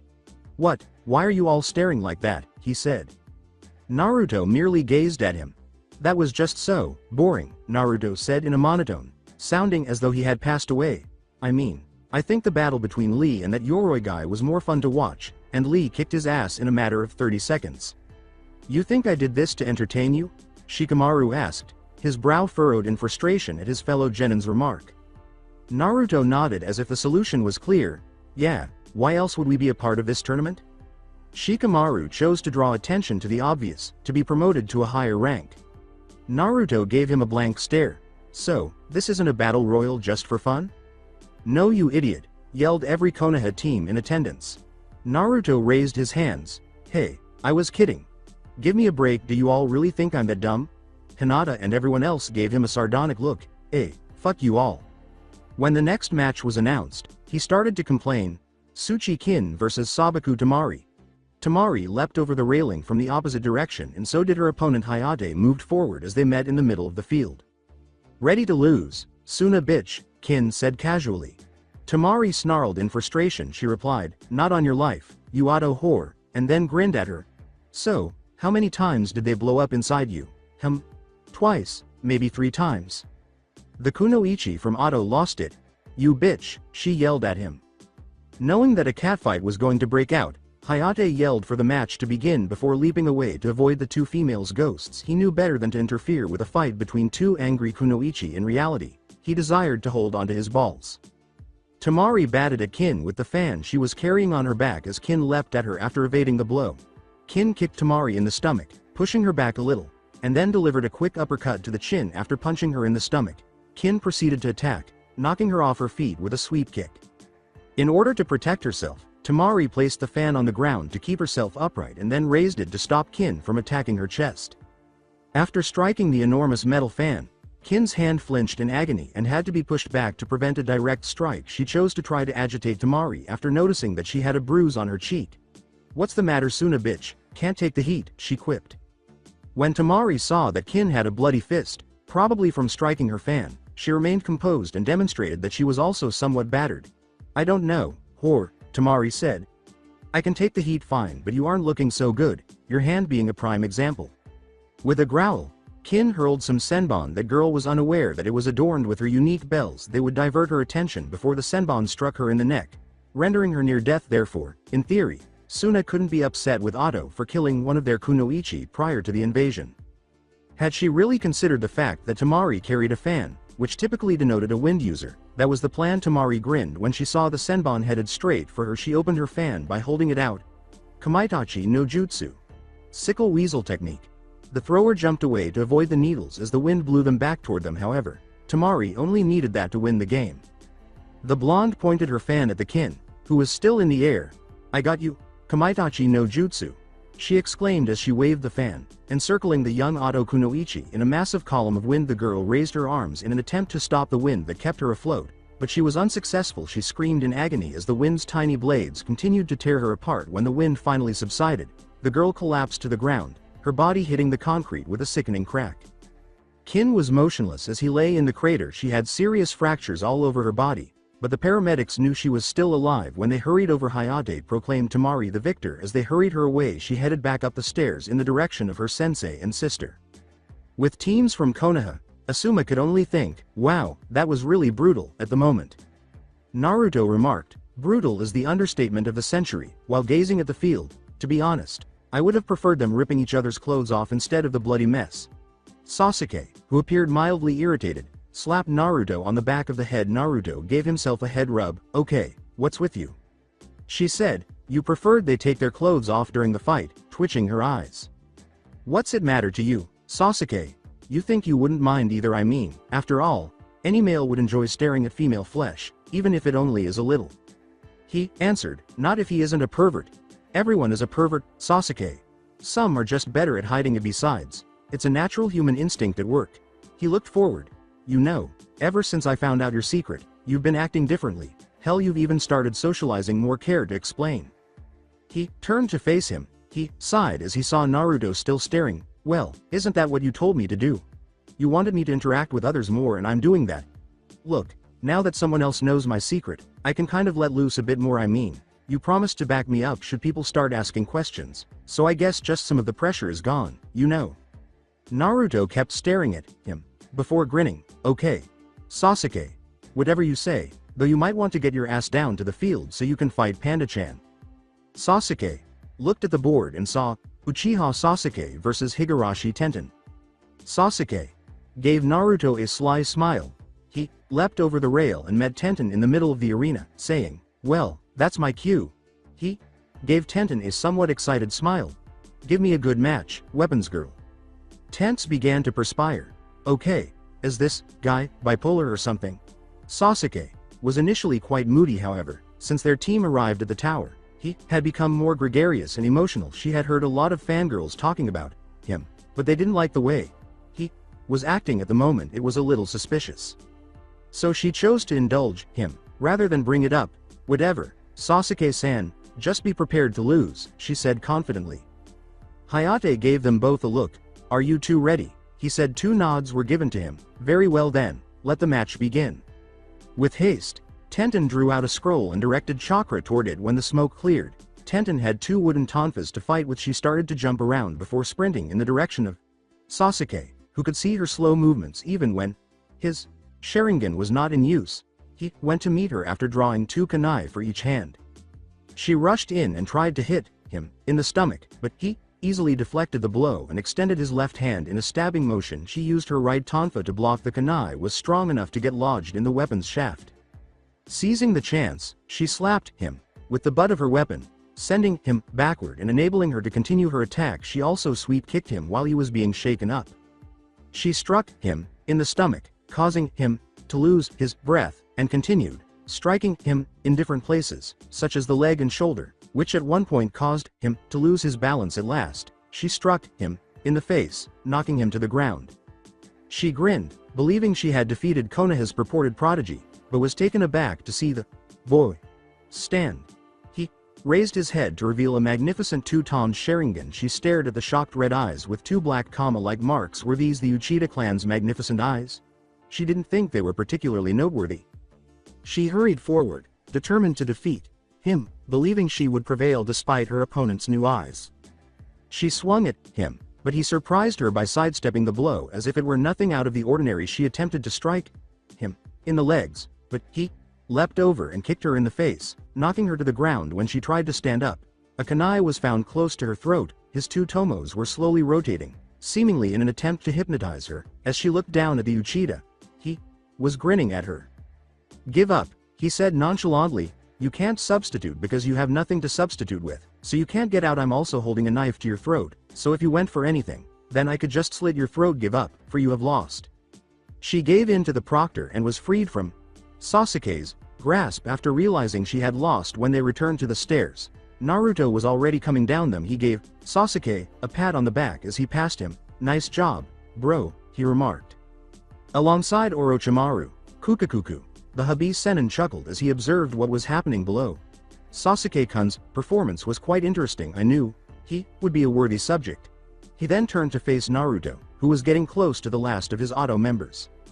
He reasoned that he would use Dosu to draw attention to Naruto's abilities since he was aware that the boy would not defeat the Sparda. He was disposable, was he not? Let's see some more of your power, Naruto-kun. On the field, Naruto saw that Dosu was waiting for him in the middle. When they first met, the boy who resembled a mummy fled before he could hurt him. Now, the match was one-on-one. He had nowhere to hide or to flee to, but he was aware that he needed to exercise self-control. He required knowledge that the mummy most likely possessed. What difference did it make to him whether the mummy was intact or not? He was aware that Orochimaru was clearly planning something other than using Sake as his own personal slave. This bandaged child was probably aware of the true cause. Therefore, once the exams were over, he would extract the necessary information after beating him to a bloody pulp. Naruto grinned as he stood in front of the boy with the bandages. "I told you I would get to you, didn't I?" Under the bandages, the boy grinned. "Well, let's just say I'll be tougher for you than that Inuzuka boy." "I'll be the judge of that," Naruto cheerfully retorted. Hayate went up to them and got 2 nods before he even asked if they were ready. He started the match because he thought it was a little strange that they could almost read his thoughts. Dosu immediately charged forward and leapt to a location close to Naruto, who was simply grinning and waiting for the attack. Dosu sat beside him. "This is the end for you, Kiyomi-san," resonating echo drill. There was a slight sting in Naruto's ear, but that was about it.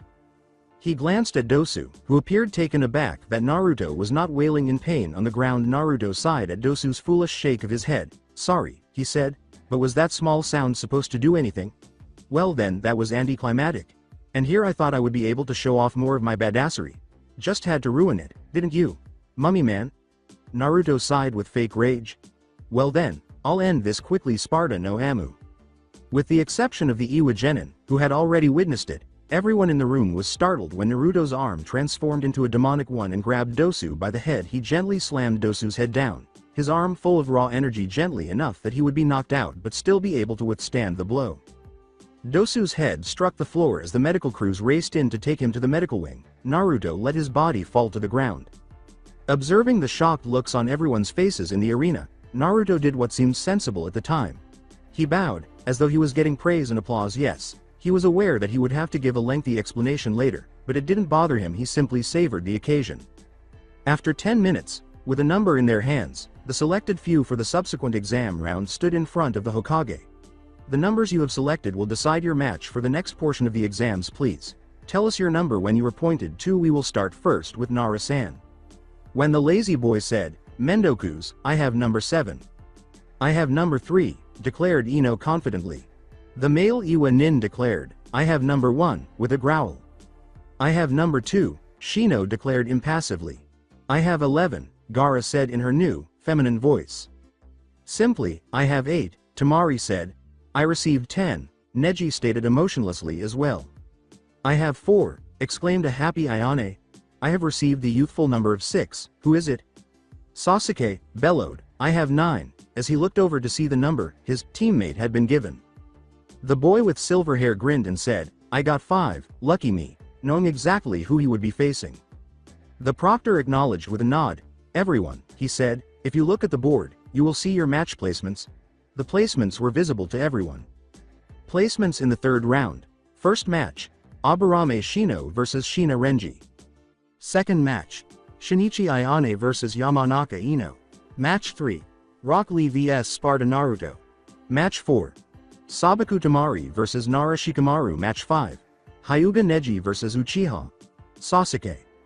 Purchase Sabaku Gaara's match. The room was filled with excited murmurs. Naruto was no different. He would be well suited to fight Rock Lee. Hopefully Lee could keep up with his speed. The Hokage distracted him from his thoughts. "Everyone, you all have 1 month to train before this last portion of the exam, so use it wisely. Many important people will be coming to see your performances and will judge if your village is fit to receive missions from them, so show them your best. I wish you all good luck." He as well as his advisors vanished in cigarette smoke. Naruto couldn't help but let his smile widen as he took in everyone who would be taking part. It would be a lot of fun. Whether or not Orochimaru had anything planned, if he did, he would have to contend with the new devil of Konoha. Naruto's apartment, a few days after prelims. As he lay in bed, Naruto reflected on what had happened during the first rounds of the 3rd stage. They were blindfolded and led back to the village via a tunnel beneath the structure. After receiving their match assignments, they were apparently not trusted enough to know one of their own village's secrets, even with their own genin. With Sakura in his arms, Kakashi then departed for the hospital, promising to stop by each of their residences and inform them of the tournament's training schedule. Knowing Kakashi, he would have to locate the man himself, even if he truly desired training from him. But he was more concerned with the covert scheme he had uncovered by questioning that mummy from Sound than he was with preparing for the tournament itself. Rewind flash. Naruto followed the young, bandaged shinobi he had battled during the exams everywhere after they had left the area from which they had emerged from the tunnel. He probably wouldn't have an answer if someone asked him why he was pursuing his target. However, he was fortunate to be able to blend in with his surroundings. He was able to paint the Hokage monument in broad daylight while wearing a bright orange jumpsuit, and no one noticed until he had finished. In contrast, blending in would be like a parlor trick, especially with his current attire. He may have known what the Habisanin, snake sage, had used to make that curse mark on Sake, which is why he had chosen to follow the bandaged genin. In fact, he was a little concerned about the curse mark since he was baffled by how the damned snake could have created his own yokai without being a demon. He was beginning to hope that there was no yokai, demonic energy, involved. He kept staring at his target. He was conversing with some food vendors, most likely in an attempt to fill up on lunch after spending so many days in the forest with his team. The silver-haired genin then noticed that Dosu had just made a quick substitution with a Bunshin clone he had made while he was leaving with a bag. He was a little taken aback when he realized that Dosu appeared to be much more adept at espionage than actual combat. You would think someone who wore a mummy costume would be terrible at infiltration and other things, but they had the skills. He was so engrossed in his thoughts that he nearly missed the bandaged hand that was going to hit him from behind. Nearly missed it. He swiftly moved to take down his assailant and knocked him off balance with a sweep kick. Then, like lightning, he lifted the figure up and caught the person by the rumple of their clothes before they could fall. When Naruto turned around, he was holding the form of the person he had been pursuing, Dosu. When Naruto saw Dosu giving him a one-eyed glare, he laughed. You know, I'm kind of insulted that you think that a simple jutsu like Bunshin no Jutsu clone technique would trick me, he said, attempting to sound angry. He saw Dosu glare more intensely, which made Naruto smile at him once more. You know, you're only making this so much more fun for me, right? Dosu gave him a snarl. He said, why are you following me, you silver-haired pest, as he struggled to free himself. So I'm a silver-haired pest, huh? Not the worst thing I've ever been called. You could probably put it up there with Gaki and such maybe. He continued to chuckle. But again, I've been called much worse. Then Naruto's smile faded and was replaced by a severe expression. Now he was all business. Observing the shocked expression on the bandaged boy's face, he said, I want you to tell me about Orochimaru. I know you were working for him and it was damn easy for me to tell that he was playing the role of your sensei during the preliminary stage, so tell me, what is Orochi Teme up to? When Naruto felt his captive's spit strike his face, he was taken aback and raised an inquiring eyebrow. For Kami-sama's Sake, he was wearing bandages, so how in the world could he spit on him? Like I'll tell you shit, Dosu shot back, still fighting to escape Naruto's tight hold. Naruto sighed as he turned to face him with a face that simultaneously startled and alarmed Dosu. He turned his head to the side and slowly turned it back. His eyes were watering, and the man holding his face was pouting. Please, he said softly, as though he were going to cry, tell me what Orochimaru is planning. Dosu glanced at him and perspired. No, he scoffed. Naruto's expression went back to normal. Oh come on, that shit always worked when I was a kid with the female Anbu.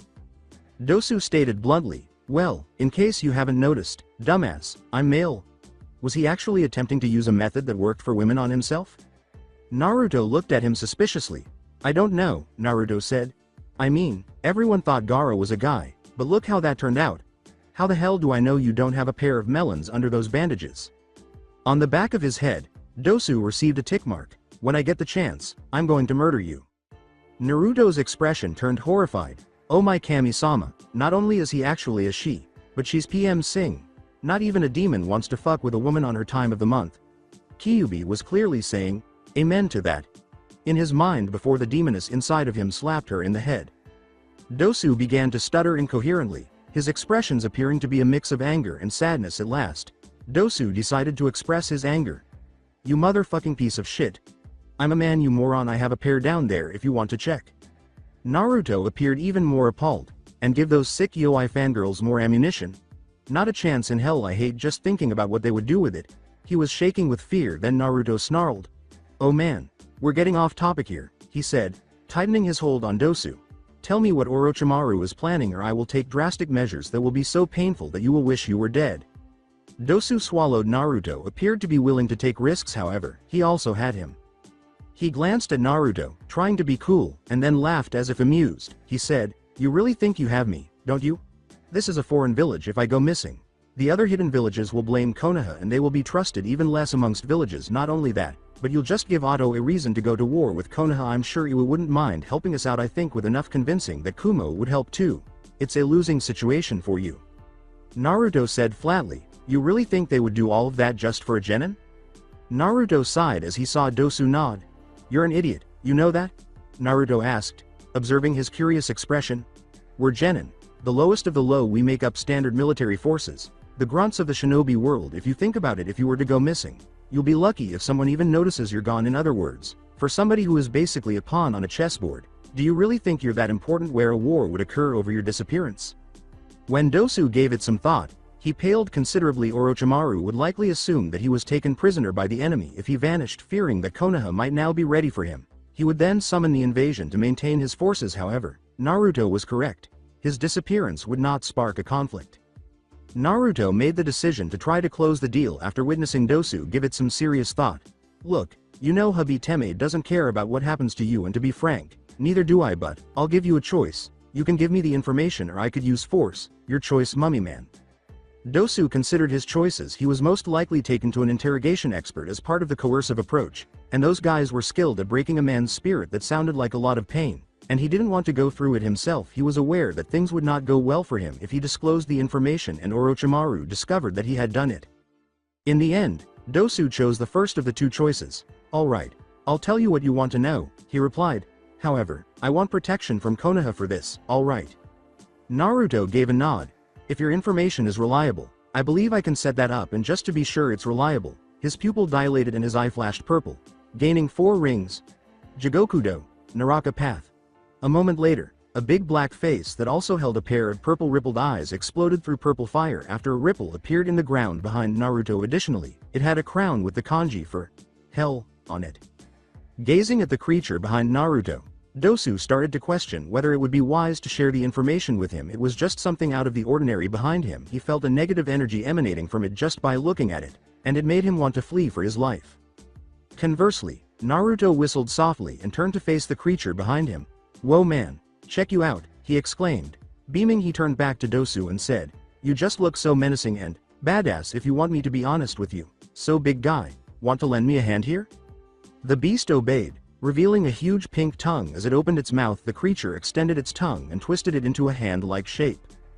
Dosu's mouth opened, and his tongue shot out of it, somehow slipping through the bandages and reaching the demonic hand, which took it tightly and made Dosu whimper. Dosu looked at Naruto in wonder. Naruto gave him a sly smile.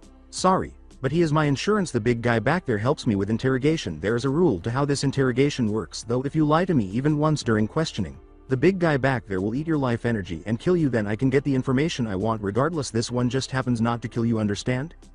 Crystal clear, Dosu shakily replied. Naruto gave a head nod. Okay then, so let's start this interrogation. First question. Is Orochimaru planning an invasion of Konoha? Yes, he intends to attack on the day of the exams after that Uchiha fights and is weak enough. At the answer, Naruto arched an eyebrow. I know Orochimaru wants the Sharingan, copy wheel eye. That fact is as clear as day. What I don't understand is why he would wait until Sasuke fights. Dosu gives a headshake. Look, I don't know for sure, but my guess is so the prick is weak enough to capture with ease. Naruto accepted the idea with a nod. In the Forest of Death, Orochimaru might have been teasing them, but Sake had managed to hang on long enough to retreat. It meant that when Orochimaru sent troops after her, she could likely resist at full strength. It was beginning to make sense now. However, he was aware that he was pursuing more than just the Uchiha. Somewhere there must be the wreckage of Konoha. The snake would have sent in a capture team instead of launching an invasion. If it had only been for Sake, he needed to be certain. Do you know what his main objectives with this invasion are? Naruto asked gravely. His prisoner reluctantly nodded. Naruto's hold on his shirt tightened as he hurried to the next objective. Yes, he had 3 goals that he told us about originally. One was to take the Fuin no Sho Scroll of Seals. The second goal was the elimination of the Sandaime Hokage. The third was to burn Konoha to the ground. Naruto could now verify his suspicions by eliminating the Hokage. The Konoha shinobi would start to lose confidence, and Oto and Suna's invading forces would gain the upper hand. Additionally, it would make it more difficult for survivors to eventually rebuild the village. Although it was a clever plan, Orochimaru failed to account for the fact that Naruto Sparda was present to help maintain Konoha's advantage. He could use this information to inform his Oji-san about Orochimaru's activities being better equipped than the Suna or Oto forces. Konoha's forces would be ready for an invasion and could defeat them with minimal casualties. The losses could have been more severe if Orochimaru had taken them by surprise. Naruto started to consider any more queries he might have. He was irritated by the yokai that he and the curse seal released. He might have recognized the source of Orochimaru's inspiration, but where did he obtain the ability to make it a reality? He gave Dosu a direct look. Tell me, do you know if Orochimaru has come into contact with any demons as of late? Before shrugging his shoulders, Dosu appeared to ponder the response for a moment. Can't say. Dosu answered in a tone that betrayed his uncertainty. His eyes widened as he said, Orochimaru-sama is a strange guy, but he mostly keeps anything big to himself. Wait, I just remembered two things. Well, what are they? Naruto said impatiently. He was fortunate that the man in front of him remembered before letting him go because this could be crucial. Well, for one thing, Orochimaru-sama has started collecting giant black slabs with a strange language on them. I heard him mutter something about a portal. Was Orochimaru utilizing enormous black stones with odd patterns on them as a portal? For what purpose? Echidna said in his mindscape, wait, that just sounded like a false hellgate that I was being ordered to protect a few thousand years back. Excuse me, Naruto said, a little bewildered as Naruto was still unable to comprehend. She went on. Back before I became a devil arm, I was the guardian of a false hellgate created by the Order of the Sword in Fortuna Forest. Of course, I was defeated by Dante and he destroyed my gate. Naruto-sama, what the little bandaged human is describing to you is called an artificial hellgate. Unlike a true hellgate, artificial ones can only let a certain amount of demons through. He became aware of Orochimaru's true nature when Dante and Nero's memories of the matter came flooding back. They might be in danger if he was able to get one or two of those into Konoha on the day of the invasion. No, might is an understatement. They'd be in serious trouble. Naruto asked, what was the other thing? After deciding he wanted to get this second thing Dosu remembered over with. I saw a book, Dosu remarked. A book, Naruto said aloud in a tone of disbelief. What the hell is so important about a goddamned book that you decided that I needed to know about it? Because, when I was able to sneak a peek at it while I was grabbing something for Orochimaru-sama, it described about creating a higher being of some sort. It kind of looked like a demon but also like one of those mythical angels, you know? He recognized the sound of an angel with a demonic appearance. After giving it some thought, he looked through some of the memories that his three ancestors had left him. He discovered some startling memories and facts. Were there people who had transformed into demons with angelic features? He could not stop seeing the pictures in his head. He thought it was unreal, but who was he to say it couldn't be done? It probably wasn't in the realm of impossibility because he was himself a half-devil. The only thing left to wonder was how Orochimaru obtained the instructions needed to carry out the ascension ceremony after it self-destructed. Wasn't their main headquarters destroyed by fire? If it was, which he was positive it had, then either A, the notes were copied and hidden somewhere, or B, the book managed to survive the fire. It didn't matter at this point, though, because if he had it, it would explain why he sensed Yokai's release from Orochimaru Hell. It would explain how he made the curse seal and used it to manipulate people. Naruto gave a determined nod. Before it could happen, he would have to alert the village. He intended to ensure the snake's death and to stop Orochimaru, but Naruto had to wrap up a loose end before he could take any action of that kind. In turn, Naruto turned to face the King of Hell. The beast behind him appeared to take in the information before saying, "Time for your judgment, big guy. Did he tell the truth or not?" Before the King of Hell let go of Dosu's phony tongue, there was a tense moment. He had secretly hoped that the mummy would lie to him, but she wasn't at that time. This was going to be a major issue. He glanced down at Dosu and then seized him once more. Dosu's one open eye grew wide. "Wait," he screamed, "I told you everything because you said you wouldn't kill me." With a, "and I am not going to," Naruto answered. He noticed Dosu loosen up a little. "However, I am going to wipe your mind of the conversation we just had. Can't have it reach Habiteme, can we?" When Naruto noticed that he was going to object, he quickly covered Dosu's forehead with his other hand. He then used his ninjendo, human path, to search the boy's mind and choose the memory he desired. He cleared Dosu's mind of any memory of it and allowed the auto nin to fall to the roof's floor. Naruto strolled over to the edge and gazed over the community. Events from his childhood flashed through his mind. The scorn that had been hurled at him, the hateful glances he got. Parents made him appear like a bad kid and made their kids avoid him. Their ignorance infuriated him, and he clenched his fists. Then, to his surprise, he looked down on the shinobi he had sworn to protect in one of the many parks in Konoha. He observed small children playing. He observed merchants and their customers joyfully discussing the day's happenings. He noticed a look of emotion on their faces that he had never seen before. They were content. His fists clenched more tightly when he hadn't been. They were content since he had not been given the opportunity to experience happiness himself. Why do they deserve it? Then he realized why they detested him. The demon that had been in his gullet was the reason they detested him. They feared that the demon who had killed their family members and destroyed more than 25% of Konoha before it was stopped would break free and repeat the entire process to complete the task, and they had some reason to be afraid. Demons dislike leaving tasks unfinished because they fear being labeled as weak by their peers. They acted irrationally because they were afraid the human self-preservation instinct, as he had heard the demonic kitsune call it, was a feature of nature. They would isolate him to ensure their survival. Could he really hold them responsible? He asked, Do they truly deserve to die? Even though his heart told him that he should despise them, he was unable to do so. They behaved the way they did because they were afraid this was the right response, but he didn't want to defend their behavior. He would therefore need to stick to his original plan and show them that they have nothing to fear in order to overcome this. Despite what he had heard, he nodded his head in agreement, and as soon as that infrequent moment of seriousness had passed, it was gone from him as he hurried home, thinking a somewhat cheerful thought once more. End of flashback. With a frustrated sigh, Naruto pressed himself closer to his bed's headboard. He was aware of the attack, but he was too busy getting ready for the exam finals to discuss it with the elderly man. He seemed to be constantly occupied whenever he had to explain something to the elderly coot. However, that is the Hokage's life, complete with paperwork. If it hadn't bumped into his bed, he would have kept thinking about it. He turned to face one of his clones, who was attempting to clean beneath the bed while holding a vacuum in his hand. Naruto gave the clone a growl. "Watch where you're going, Baka," he growled. After removing its head from beneath the bed, the clone looked blankly at its creator. It said bluntly, "Shut up, Oyobun. You're not even helping us clean the apartment. And that's why I have you guys, for cheap menial labor. Screw you, Oyobun." The room's clones yelled. One was picking up all the trash from the apartment floor, another was dusting the corner, a third was sweeping and cleaning the kitchen, and a fourth was caring for the plants on the front porch. The clone dusting in the corner remarked, "Besides, the only reason you even have us is because you stole the damned scroll up in Cage Tower." He was quickly blown away in a cloud of smoke. The clone's creator, "So, anyone else want to make a snarky comment?" said. The clones immediately stopped talking and carried on with their tasks. After that, Naruto made a new one and had it carry on the work of the exterminated clone.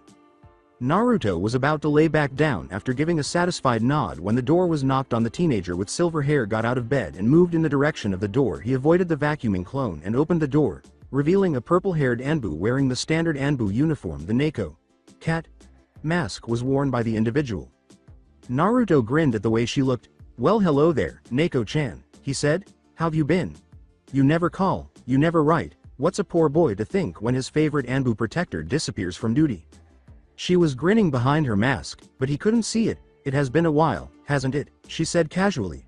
"But you seem to be doing well for yourself, aren't you, Naruto-kun?" He grinned back. "Well, I have been getting around, I suppose. I can see that, seeing as how you defeated your opponents easily in the competition." In return, he grinned. She responded with a light laugh, which made him smile a little. "Well, I always did tell you I would become the most awesome shinobi ever, didn't I?" she asked. "You know, have I ever told you that you have a beautiful laugh?"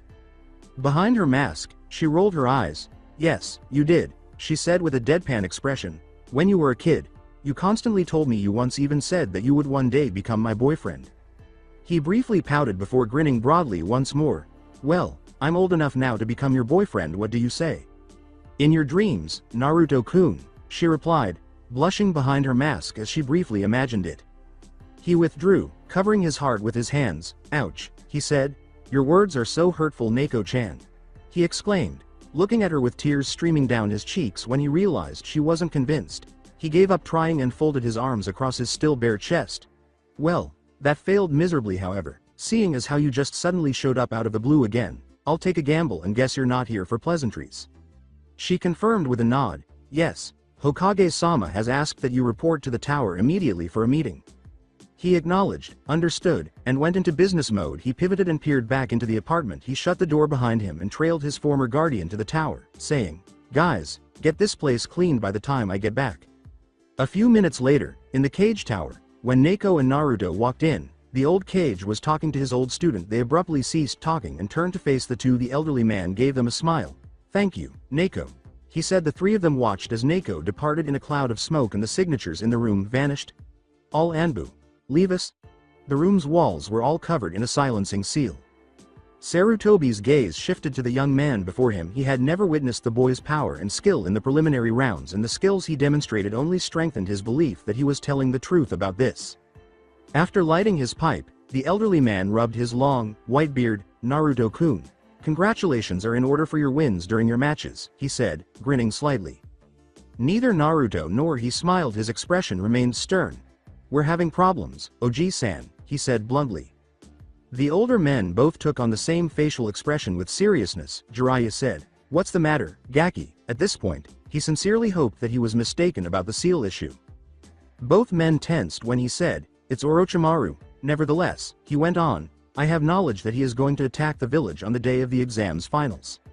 Sarutobi, who was terrified that his old pupil might launch an attack that day, questioned, "How do you know this?"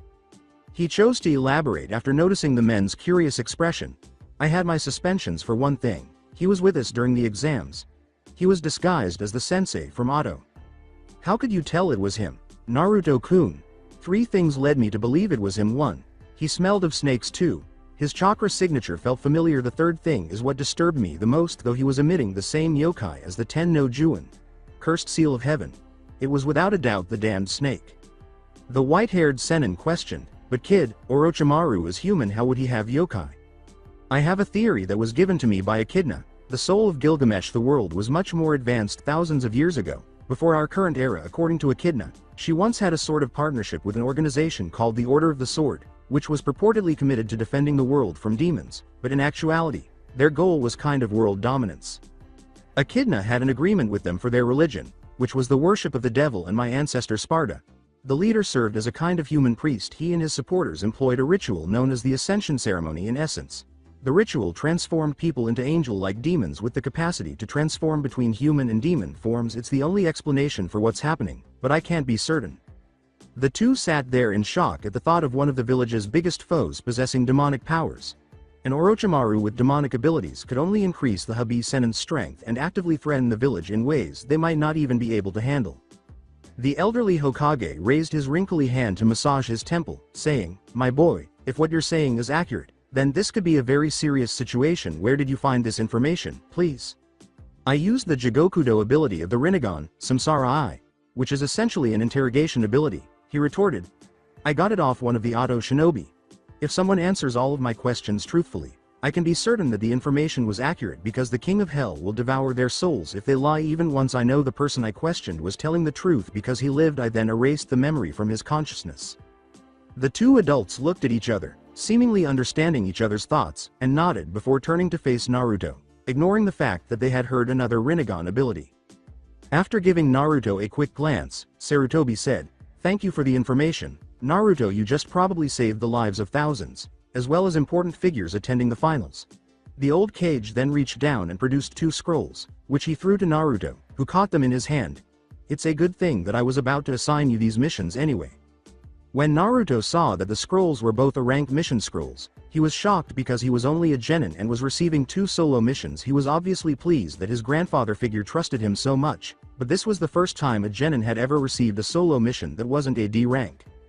He shook his head and looked at the elderly man, jolting himself out of his daze. "Oji-san, you're really giving me 2 high-ranking missions?" "One of them is a solo mission, Naruto-kun," replied Sarutobi.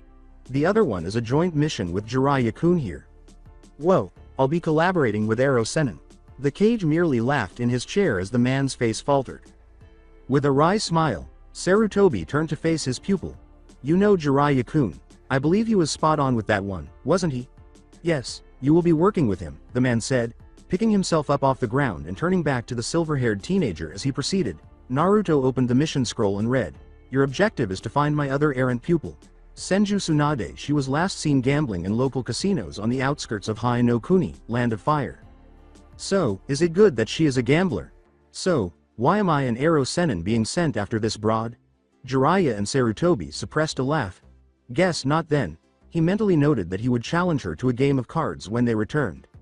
"First off, kid," Jiraiya said, "she'll punch you through a mountain if you call her a broad in front of her. Second, if what you said is accurate, we will require as much assistance as possible, which is why we are pursuing her. Orochimaru was allegedly planning something, but my spies had previously been unable to obtain it as a precaution. We intended to purchase Tsunade, extra insurance, if you would. However, this is your secondary mission," said the elderly Hokage. "While Jiraiya-kun here is gathering information on the current whereabouts of Tsunade, I need you to head to a small village in Kaminari no Kuni, Land of Lightning, to deal with a demon there." "You want me to go to a country, with a village we've always been at war with, to deal with a demon problem?" "I'm sorry, I don't think I heard you right," Naruto said. A little uneasy, he sighed as he saw his leader nod. "If it's okay with you, may I ask why I'm going there? Their shinobi village ought to be handling the issue, right?" "Ah, but there is the beauty of it, my boy," Sarutobi said with a slight smile. "It seems the team that Kumogakure no Sato, village hidden in the clouds, has been unable to handle the situation. he said the villagers sent us a message with a job offer because they were extremely unhappy with how they handled the situation for a shinobi village, particularly one within their own borders. This can be the biggest insult. Yes, but won't they want to murder me as a result? After a moment of contemplation, Sarutobi said, yes, it might, but they won't, since they would be declaring war on us if they attacked one of our shinobi. But I'm just a genin. You are a Jinchuriki, power of human sacrifice. Naruto-kun, when a Jinchuriki is killed by another village, it is typically interpreted as an indication that the other village is getting ready to attack, not only because of your little friend, but also because our shinobi council genuinely likes you. This would cause a commotion within our council. So that's why you can send me on this mission without worry, really. You're right in a sense. You are protected unless you do something that would endanger the nation or their village. Nodding, Naruto said, fine then, I'll take care of the job. He was risking his life here, but what would life be without a little exciting life or death scenario? All right, after 2 weeks, you will have another meeting with Jiraiya-kun. In the 3rd week of the break, I'll have a hawk communicate his location to you. I'll finish it, Oji-san, Naruto said with a smile, but Sarutobi stopped him before he could leave. I'll run home and grab my stuff, then head out. By the way, Naruto-kun, I was told this morning that the remaining weapons you asked to be made are complete and in the weapons lab. Go there and get your belongings before you depart. Before returning to his apartment, Naruto gave a nod of approval. A few minutes later, in Naruto's apartment, Naruto was currently in his apartment gathering some of the ninja supplies he needed since he would be gone for a while. He reasoned that he should probably bring some training scrolls with him just in case. He packed some advanced manipulation training scrolls that he had purchased from a nearby shinobi store, and he also had them make more of his purple trench coat.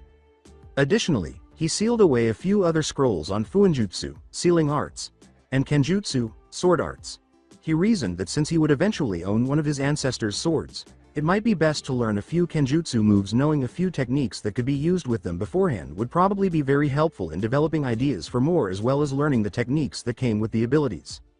His Oji-san had always told him that a good shinobi was well versed in every art, and since he knew he would never be good at genjutsu, illusionary techniques, he wanted to learn about seals in case he came across them and had to make some of his own. He completed loading everything onto his sealing scroll, sealed it, and set it on a free belt loop. After making sure he had everything he needed, he went to his chair, picked up his trench coat, and put it on. Seemingly pleased with the outcome, he proceeded to the door, opened it, and stepped out onto the railing way before turning around and sealing it with a locking seal. Just as he turned to leave, he heard someone say, "Hey." Naruto quickly spun around to see his one-eyed sensei squatting idly on the railing, staring at him. The tails of his trench coat flew up behind him as Naruto made a mock bow, saying dryly, well, if it isn't Mr. One-Eye, to what do I owe the honor of His Majesty gracing me with his presence? From his position, Kakashi did not appear to be amused. Cut it out, Naruto, he deadpanned. I came to talk to you about training for the exams. Naruto got up suddenly and pretended to be shocked. What? But I believed that your favorite student was Uchiha-sama instead. Shouldn't you be providing him with training? As for training, I figured I could train you alongside Sasuke for the exams. Kakashi grinned at Naruto after scowling behind his mask. Naruto, you know that I don't have favorites. You know, I would be all for it except for the fact that Sasuke and I might end up fighting each other in the next round if we both win our matches, Naruto said, scowling at him. Besides, even if I wanted to, I can't, he said with a smile. We would probably know what the other could do and then the battle would be no fun at all. Why are you unable to train alongside us? The teen with silver hair said, because I've got a mission, and then turned to head for the stairs, leaving Kakashi stunned. Naruto was curious now because genin, if they were taking the exams, were not typically assigned missions during the finals. If they were, they would have to take time out of their training schedule to complete them. What kind of mission you got there, Naruto? He asked, jumping straight to where Naruto was and strolling along the rail beside him. Are you genuinely curious? He gestured for him to lean closer after noticing his sensei nod. Well, you see sensei, he said, placing his mouth directly at Kakashi's ear and yelling, it's a secret. The Jonin was so shocked that he lost his balance and tumbled off the railing, landing in an open dumpster. You know sensei, you really need to learn not to listen to me when I motion to come in close, Naruto said as he leapt down and landed next to the dumpster, where his sensei was just crawling out. Is this the 3rd time you've been duped by the same trick? Enough, Naruto, tell me your mission. Kakashi scowled at his pupil. Your supervisor has given you this directive. Naruto appeared unfazed. Yes, my mission was given to me directly by the Hokage, and according to the mission scroll, No one is supposed to know the specifics of the mission. He started to leave after saying, "Anyway, see you in a month, sensei. If you want to know, ask him." Kakashi sensei, don't train Sasuke too hard. He vanished in an instant. Getting to his feet, Kakashi leapt out of the garbage dumpster, shook off his legs and other body parts, and grunted as he did so, "I really need to talk to Hokage-sama about this." He then took a sniff of the rest of his body and belched, saying, "First though, I could really use a shower." He then performed the Shunshin no Jutsu, body flicker technique, to return to his apartment, determined to bathe. Konoha Research Facility for Weapons. After deciding that saying goodbye to some people would only make leaving the village more difficult, Naruto proceeded directly to the village gate and presented his mission scroll to the Eternal Gate guards, Azumo and Katetsu, who wished him well and then directed him to the weapons research facility. What he discovered completely shocked him. It was definitely not what he had anticipated. He had hoped for a massive base tucked away inside the mountain or some sort of high-tech underground facility, but instead he was met with a small wooden building with smoke rising out of long metal pipes to the side, the weapons facility. He knocked on the shack's wooden door, waited patiently for a minute, and when no one answered, he was about to knock again when the building exploded. He swiftly drew Pyrotekuda and kicked in the door, causing smoke to pour out of the room. As he cautiously made his way inside, when the smoke cleared, he saw all of the exquisitely made weapons in the room. Naruto used a little wind chakra to clear the smoke and discovered a short, balding old man in a green coat with a small apron underneath, and as he stepped closer, he saw a small figure rising in the smoke. "Thanks there, kid," the older man said cheerfully as Naruto approached and extended a helping hand. Gazing around at the still clearing smoke, Naruto asked inquisitively, "What happened here, old-timer?" "Well, I was kind of testing a new smoke bomb formula that was supposed to stun the target," the elderly man said with a sheepish smile. "It kind of backfired on me, as you can see." "Yup, I got no doubts about that." "Well, it's over now," the older man said with a smile. "I appreciate your assistance, young person. I'm Io, and I'm responsible for creating the village's weapons, but I suppose you've figured that out by now." Naruto gave him a nod and said, "You're right. By the way, my name is Sparda Naruto." "Oh, you're the young man who put in the request for those specially made weapons, right?" Io exclaimed with excitement when he saw Naruto nod in agreement. "My boy, you don't know how fun it was to make those little babies," he said, blinking in surprise before his eyes widened in realization. "Even though you gave us some schematics rather than just having me make it, I bet creating a weapon of that size was probably the most enjoyable experience I've ever had." Then the elderly man started talking endlessly about it, reminding Naruto of a certain panda-like weapons expert. It appears that he recently met another weapons enthusiast, one who was probably even worse. "Yes, but this one isn't a sexy weapons-loving kunoichi that would probably enjoy inspecting your weapon of chaos," the perverted kitsune said in his gullet. Echidna yelled, "Master, don't listen to Arrow Kitsune. Besides, Weapons Girl has to get in line." The statement, "I saw it first," made Kyuubi roar with laughter and made Naruto blush a little. Naruto chose to ignore the conversation and decided it would be best to cut Io off from talking further about the weapon designs. The old man stopped when Naruto extended his hand in front of his face. "Look," he said, "I appreciate how happy you were to do the project, and I would just love to spend the entire day talking to you about it. But if I could just pay you and pick up my order, I'd be on my way." A little more composed now, the elderly man nodded in agreement. "Sorry," he said, "but I just get so carried away when it comes to weapons that I sometimes lose track of the matter at hand." He stopped Naruto as he reached for his wallet, saying, "As for payment, consider this on the house." With an eyebrow raise, Naruto said, "Really, I can pay you, it's fine." "No way, kid," Io said with a smile. "Working on this project was a lot of fun. I had a great time working on it. Since I want you to return after viewing my work and want me to create more, it's free." Naruto was taken aback by this man's generosity. Even though he didn't know him well, he had the impression that they would do a lot of business together and become close friends in the future. He smiled at the Io-san. "Thank you." Io returned his smile, saying, "Not a problem, kid." He turned to face the back room and yelled, "Shoseki, bring in young Sparda-san's order." A shout of "Hi" came from the rear chamber. A boy with 2 spectacles emerged, carrying a large black box while wearing a red jacket, brown pants, and a brown belt. "You ready to see them, kiddo?" Io asked Naruto, grinning loosely as he pulled out a table and asked the boy to set the box down. He opened the case and showed what was inside when he saw the young shinobi nod. Inside, he saw a huge blade that resembled an obsidian knife, with a red handle that rotated, an elaborately etched base, and a small bar in front of it that he could squeeze. Then came 2 rectangular-shaped objects with handles, one black with red demonic-like wings carved into it on both sides, and the other white with tiny gold carvings of angelic wings on both sides. With careful admiration, Naruto said, "Io-san, you do great work." Seeing Naruto's reluctance, the elderly man smiled broadly and said, "Thanks kid, go ahead, take them." Naruto went to take out the weapons and set them on the table to admire their beauty. He thought they were amazing. Each one a masterfully crafted piece of art that had the capacity to wreak immense devastation, and he was certain of one thing.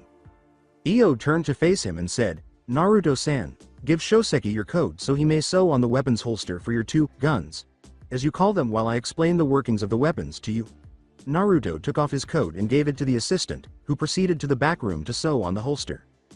Io approached the sword and started to describe it, saying, "This sword was made to your exact specifications as you requested. We installed an engine. However, let me tell you that it was difficult to create a sufficiently small engine. The handle absorbs your fire chakra and superheats the blade for optimal performance when you rev it. The only drawback is that, because it is too large to be used like a standard katana, you will have to create your own sword style with it."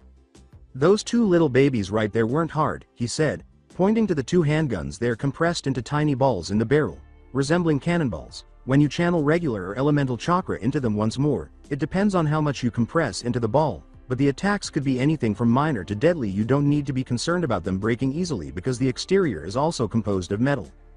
After picking up the two handguns and weighing them to make sure they wouldn't slow him down, Naruto circulated his chakra and felt it being absorbed into the gun as the weapons maker had stated. He wagered that if he pulled the trigger, they would easily fulfill their intended purpose. When Io's assistant returned with his coat, which was identical except for the patch on the back where he could holster his guns, he put the coat back on and spun the handguns around. Naruto looked at the guns with a satisfied smile on his face. "Now, what to call you two?" he thought for a moment before grinning and saying, "The white one is Shiratama, White Soul, and the black one is Dakuhato, Dark Heart." He holstered the guns after deciding they were suitable names. Then he grabbed the sword and swung it a couple of times. "What's your name, buddy?" After giving it some thought, he said, "Your name will be Onigi, Demon Devourer." He applied chakra to his back. Naruto turned to his assistant and gestured with his thumb at the boy's master, asking cautiously, "What's wrong with him?" After he turned around and saw Io crying. The silver-haired teen started to perspire when the assistant simply responded, "He thinks it's beautiful when someone names their weapons like that," with a sigh and a shake of his head. "Thanks, old-timer, but I have a mission," Naruto called back to Io as he turned and headed for the door. Then he vanished from the doorway, leaving a sobbing weapons maker and his helper behind. "I'll be back another time." Outside, Naruto started walking along the dirt path that led to the border of Hai no Kuni, which was close to Yu no Kuni, Hot Springs Country. He was using a map that Hiruin's Oji-san had given him to plan his route to Kaminari no Kuni. Let's see here, Naruto thought to himself as he studied the map and potential paths. "If I go at top speed, I should be able to get to the border in a couple of hours. After that, I had two choices. Either pay for a ferry or take the longer route by crossing the border once more. I could shorten the journey by 1 or 2 days by taking the ferry." Kyuubi protested, "I wouldn't recommend that, kid. You want to spend some time here training with your new toys, don't you? In addition, Echidna and I must continue to demonstrate moves for you and assist with other things. We have a lot of work ahead of us. When you combine your Rinnegan and Jutsu training, I propose that we travel a considerable distance and then return by ferry, allowing you to train en route." Echidna concurred, saying, "I think the Arrow Kitsune's idea is quite sound, master." Naruto enthusiastically declared, "All right then, since you put up a convincing argument, the long way it is then," before quickening his pace and leaping to the trees. "Get ready, Kaminari no Kuni, because it's showtime." After a few days, with a small spring in his step and a jaunty tune in his voice, Naruto walked up a rocky path toward the village, which was located in the valley between the mountains. He was delighted to be almost there. Naruto had spent the last few days honing his skills for the mission by training while on the move, using shadow clones and all, and he now felt he was more than capable of facing any demon this village threw at him. Since Yugakure no Sato, Hidden Hot Springs Village, was no longer a shinobi village, many bandits had roamed the area. He had hoped to encounter at least a few so he could practice a few moves against live opponents, but he was also a little taken aback that he had not encountered any on his way here.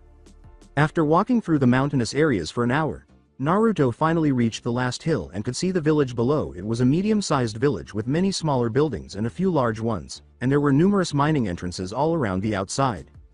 Sarutobi Oji-san had been smiling a lot because, if he had to guess, Kumo probably got a lot of the materials for their weapons here, and this village was mainly a mining village, which was where they got their main source of income. I can't smell any yokai here, Naruto thought as he sniffed the air. Good demons can hide their signatures, kid, the demonic kitsune said in his throat. He's right, Naruto-sama, replied Echidna. If I had to guess, this demon prefers darkness and hides in the mines during the day. Interesting theory, Naruto said, a little intrigued. Once we arrive in the village and speak with the client, I'll have to learn more. As Naruto made his way down the path toward the village, he noticed that it was a little empty because there weren't many people on the road and, judging by the appearance of things, there weren't many people in the village either. The demon that was attacking the village was most likely the reason for this. Approaching the entrance, he saw a woman in her mid-20s standing there with a folder in her hand. He thought she was a work of art because she was a stunning brunette with her hair tied in a bun behind her head, her eyes light green behind her glasses, and her lips full of red. She was dressed in a black dress. Jackpot, he thought as he approached slowly. Hi, lovely, have you been waiting for me? That depends, she said quietly, blushing slightly at his appearance but still grinning. Are you the shinobi we hired from Konoha?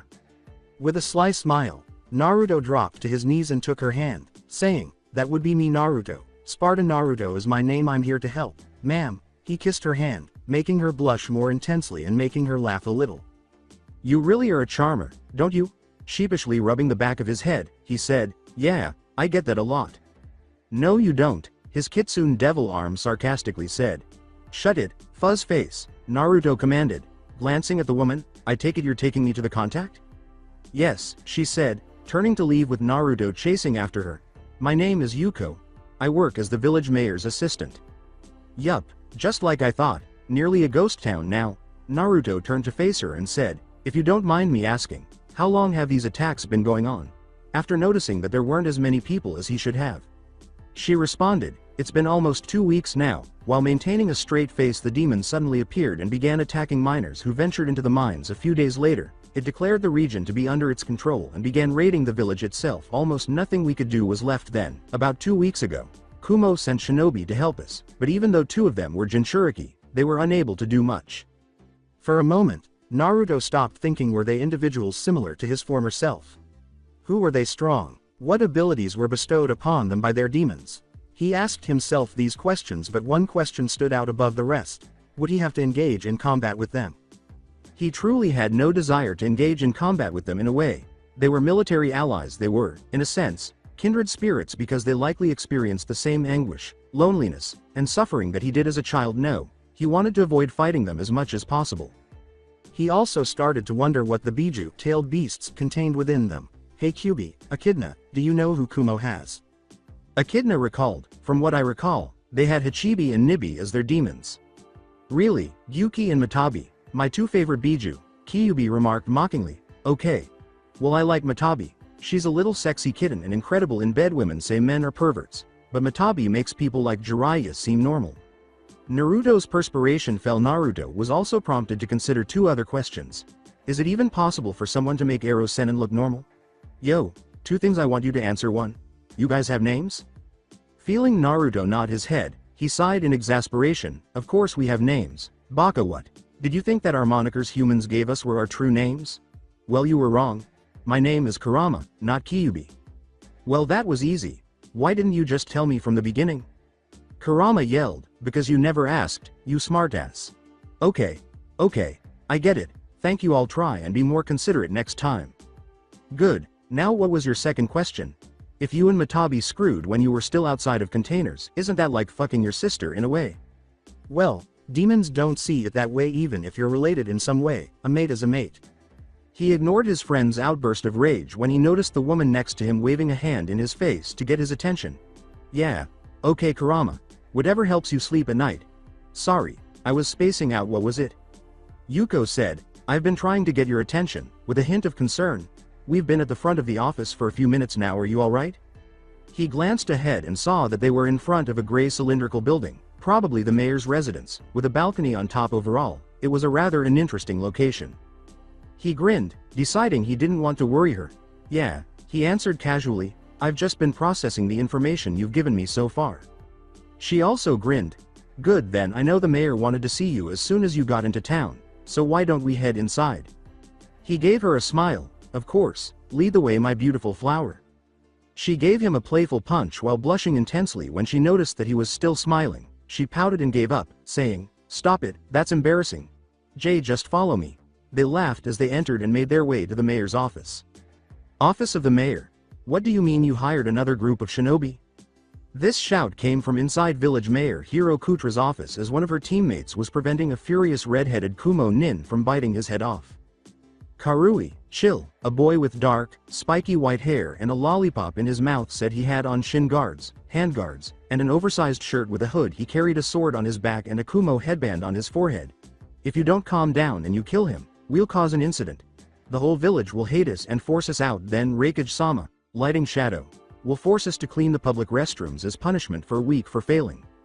No way. Omoi, Karui, the redhead, shot back. She was a kunoichi with amber eyes and dark skin. She was dressed in fishnet stockings, thigh-high boots, a kumogakure flak jacket, and 2 plain yellow earrings. She carried a sword on her back and wore the Kumo headband as a bandana.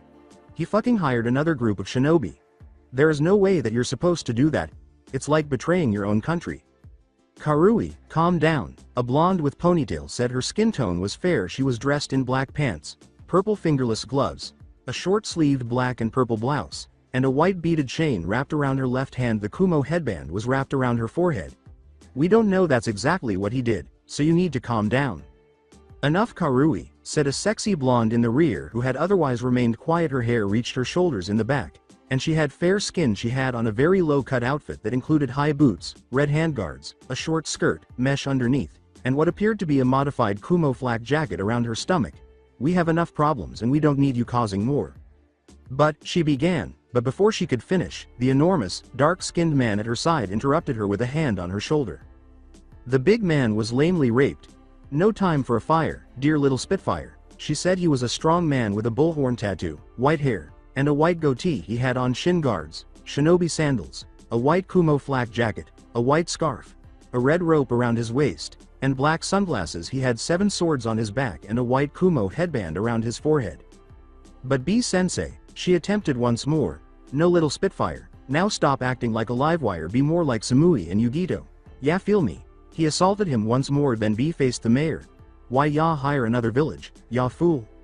Sitting behind his desk, the mayor was a plump, older man who sighed and ran a hand through his graying hair. He said, "I'm sorry." In a weary tone he turned to face Karui and said, "But it is obvious you can't handle the situation. As for betraying our country, the daimyo has a vested interest in the mine for its precious metals. He told me to get the mine up by whatever means necessary, even if it means turning to another village for assistance." Despite the circumstances, Samui remained composed and asked, "And what village did you turn to?" "We sent contracts to every major village." The first to reply and send aid was Konohagakure no Sato. "What?" exclaimed all 5 shinobi, including the normally composed Samui. Even though the client's request for assistance from another village was insulting to the village, Kumo felt that asking Konoha was disrespectful given their previous interactions. Yugito, the blonde with ponytail, was the first to get better. "Sir, with all due respect, if you had hired Iwa, Kiri, or even Suna, we would understand. However, to hire Konoha, a village we have already had rocky relations with, for help, we would have been better off handling it on our own. And with all due respect to you and your village, Yugito-san, it is obvious you can't handle it," said the mayor. He got up and went to the window behind him, saying, "This village is dying. We used to have over 10,000 villagers. Now, we are down to only 2,000. This is in a matter of weeks." As he spoke, he glanced down at the village below. He turned to face them and said, "I grew up in this village and watched it boom. I was here when the mines first opened. I love this village with all of my heart and I will do whatever it takes to protect it, even if it means I have to hire shinobi that weren't from my own country." If there hadn't been a knock on the door, he would have gone on. His helper came in. "Sir," she said, "the Konoha shinobi has arrived and is waiting for you outside." The older man grinned as he glanced at her. He said to her, "Thank you, Yuko." She nodded and walked away, saying, "Please, send him in if you would be so kind." Karui gave a snort. She sarcastically said, "One shinobi, huh?" She saw the rest of her team give her a glare that said, "Not helping." She was about to ask, "What?" when the door opened, shocking everyone in the room. They must really think they're all that to just send one. A boy who appeared to be a year or 2 younger than them stood in the doorway. He had icy blue eyes, silvery, spiked hair, and ashen skin. He had 3 whisker-like marks on each cheek, giving him a feral appearance, and his face was free of baby fat. He flaunted his nice six-pack by wearing black Anbu-style pants without a shirt. A purple trench coat with a Konoha leaf emblem on each shoulder was another item he wore. He used his headband as a belt, which also had a strange weapon and a few scrolls hanging off it. On his back was a giant sword. Both parties sized each other up. The silver-haired team just stood there looking at them with face so blank, none of them could read him. Each member of the team from Kumo had their own thoughts. Omoi was thinking about possible scenarios for how this could end. So far, he had come up with them getting into a fight and losing 2 team members before they finally killed him. Then that would end up causing more problems with Konoha. And from what he heard, despite the Hokage's old age, not even the Raikage wanted to mess with the Shinobi no Kami, god of Shinobi. Samui was taking a more analytical standpoint. While she was not thinking along the lines of Omoi, she was thinking more about what could happen. Whether or not there would be an engagement between them and the Konoha Shinobi. She was also thinking somewhat deep in the back of her mind about how hot he was. Karui was thinking 2 things. She was pissed that this guy standing before her was a Konoha Shinobi, standing in their territory, a village they had constantly thought with had a shinobi in their country, upon the request of their citizens. She too was also thinking about how sexy he was as well. If it weren't for the fact that he was a Konoha Shinobi, she probably would have tried flirting. Yugito was having a conversation with the friend in her head. It's not happening, Nibi, she thought, blushing furiously. Come on, kitten, replied the giant cat in her head. You know you really want to jump him right now and just. Nibi, shouted Yugito in her head and began blushing even more furiously. B was also talking with his inner counterpart about the matter. What's the matter, Hachibi? You act in more like Nibi, bro, he rapped horribly. First of all, stop rapping, you idiot, began the tailed ox. Second, don't say I'm acting like a scared cat. Third, I'm a bit shaken because of that kid. His energy feels familiar to 2 different demons. Double trouble, ya fool. That's a possibility. One feels like an ancient devil and the other feels like my least favorite person in the world. Wasn't your least favorite person that kitsune that burned Konoha asunder, ya? No? Yup, that would be him. This must be his container. B. Don't take the boy lightly. There's energy is rolling off of him in waves. We'll talk about it more later, but whatever you do not expose his status right now. Gotcha, ya fool. Finally, after a tense moment of silence, the boy just grinned at everyone in the room. He said, sorry, didn't mean to crash the party. With a natural flow he turned to face the mayor and said, I just wanted to know about my mission before I got to work. I'm going to assume you're the client? With a nod, the mayor approached the boy. He held out his hand in a friendly gesture. Yes, that would be me, he replied. Allow me to introduce myself. My name is Hiro Kutra. I am the mayor of this fine village. The boy took the hand. Naruto, Sparda. Naruto, I am the assistance you requested. I specialize in demon hunting, capture, and/or elimination. That's quite the profession for one so young, Kutra commented wearily. I'm 13, old-timer. That was a shock to the other shinobi in the room. He was that age and performing an A-ranked mission like this on his own. Now they definitely could not underestimate him. Naruto turned and looked at them. He easily picked out the 2 other containers in the room. The beautiful ponytailed blonde had the Neko demon and the big burly man had the ox. He could tell the girl contained the Nibi because of her body type just looking at her and her cat-like pose. He could just tell. As for the other one, he literally made no attempts to hide it. The seal was clear as day on his arm. What to do, he pondered casually. Do I call them out on it or do I wait and do it after introductions? Personally, as much as I enjoy watching you screw with people, I think I would be best to do it later, Kurama stated. Nodding at his weapon's suggestion, he turned to the other shinobi in the room. So, what can I call you guys, huh? And what will you do with them? Asked Omoi suspiciously. Will you take our names and send them back to your village to add to your bingo books and have us recognized all over the shinobi world?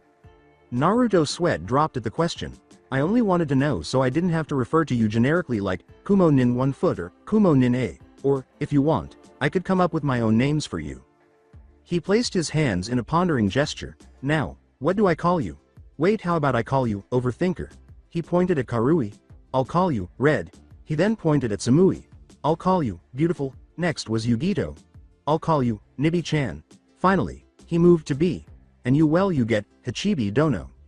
They were all 5 standing there, not moving. It surprised him that he knew they were Jinchuriki. After Samui glanced at Omoi and Karui, they immediately took action in an instant. All 3 of them vanished. Samui appeared in front of him, her tanto drawn and poised to stab him in the stomach, while Omoi and Karui appeared behind him, their swords falling in a slashing motion. They moved very slowly, in Naruto's opinion, to stop the blows coming from behind. He drew Onigi and held it before Samui could hit. He drew Pyrotekuta with his other hand and aimed it directly at her head. The event was merely a blur in their eyes. and the three of them froze. He had blocked Omoi and Karui's attack using the giant sword one-handed and still was able to point an unknown weapon into Samui's face to stop her advance. This guy blocked them as if it were insignificant. Even though their strategies could easily defeat shinobi of the Jonin level, he was just as dangerous as they had initially believed. He smiled at each of them. Now, that's not the way to make a good first impression, you know, he chided them playfully. I mean, we barely exchange a few words of dialogue and you attack me. Do none of you know the rules of engagement? Must I remind everybody I meet? He laughed. Great, okay everybody. Here's how it works: we exchange greetings, have a few minutes of witty banter, and then we fight. Does everybody understand now? Kemi. I had to explain it to those Iwa shinobi last week. I had at least hoped Kumo shinobi would know. They all remained vigilant rather than perspiring as they would have liked to. Yugito made the decision to try to extract information from him. She asked cautiously, how did you know we were Jinchuriki? She didn't want the guy to become enraged and turn on her friends because of their predicament. Samui was looking directly into one of his weapons. She needed to exercise extreme caution. Naruto gave a small sneer. Do you really think that it's that hard to ascertain? He said. You can tell if a person is a Jinchuriki by through 3 methods of reasoning. 1. Who does the person carry themselves? While I have only met one other Jinchuriki, I find that they usually have some sort of mask up as deception to hide their true thoughts and feelings. Also, a person's body language and movement allows me to tell 2. Does the person have a specific marking or symbol on them that is not natural or looks man-made? If so, then you're most likely a Jinchuriki. 3rd and final. Naruto raised one of his fingers towards B. When their fucking seal is visible on their bodies, like on, I don't know, their arms, that person is obviously Jinchuriki. As the others gradually lowered their weapons, B had the grace to appear somewhat sheepish as he explained his justification. In a sense, he was correct. He hit the hammer on the head of the nail on that one, and Jinchuriki could probably be described by those reasons. B chose not to confront him about his demonic circumstances just yet, but he would do so in the future. Rather, he chose to comply. Well, you got me, kiddo. I float like a butterfly and sting like a bee. 'Cause I'm the 8 tails, the great killer bee. Even though Yugito was still apprehensive, she also shared her name. She said, I am Ni Yugito, slowly, and you were correct in saying I'm the Nibi Jinchuriki. It's nice to meet you, Naruto-san. After calming down, Omoi extended a hand to Naruto, who had stored his weapons. He said, all right, I can be polite now. Naruto shook his hand amiably and said, the name is Omoi. It's nice to meet you, Naruto-san. After that, Naruto turned his attention to Samui and Karui. He raced over to them and dropped to his knees, holding one of their hands. And who are you 2 lovely mountain flowers? He flirtatiously inquired. Before Karui could finally pronounce her name, she began to stammer out random words. She stumbled, Karui, and then withdrew her hand, obviously embarrassed. Even though Samui's cheeks were slightly flushed, she maintained her composure. Samui, was her straightforward, emotionless response. Everyone in the room was shocked when Naruto kissed her hand. Samui also had a startled expression on her face, and her cheeks were completely flushed. Naruto gave her a look. What a perfect name, cause you're making me kind of hot under the collar. He laughed. We'll go quite well together, no? This was the first time B had ever seen his student so obviously upset, so he looked at her with a laugh. Her face never showed any emotion at all. No matter what he or anyone else did, he had to give his fellow Jinchuriki a lot of credit for getting his pupil to express some feeling.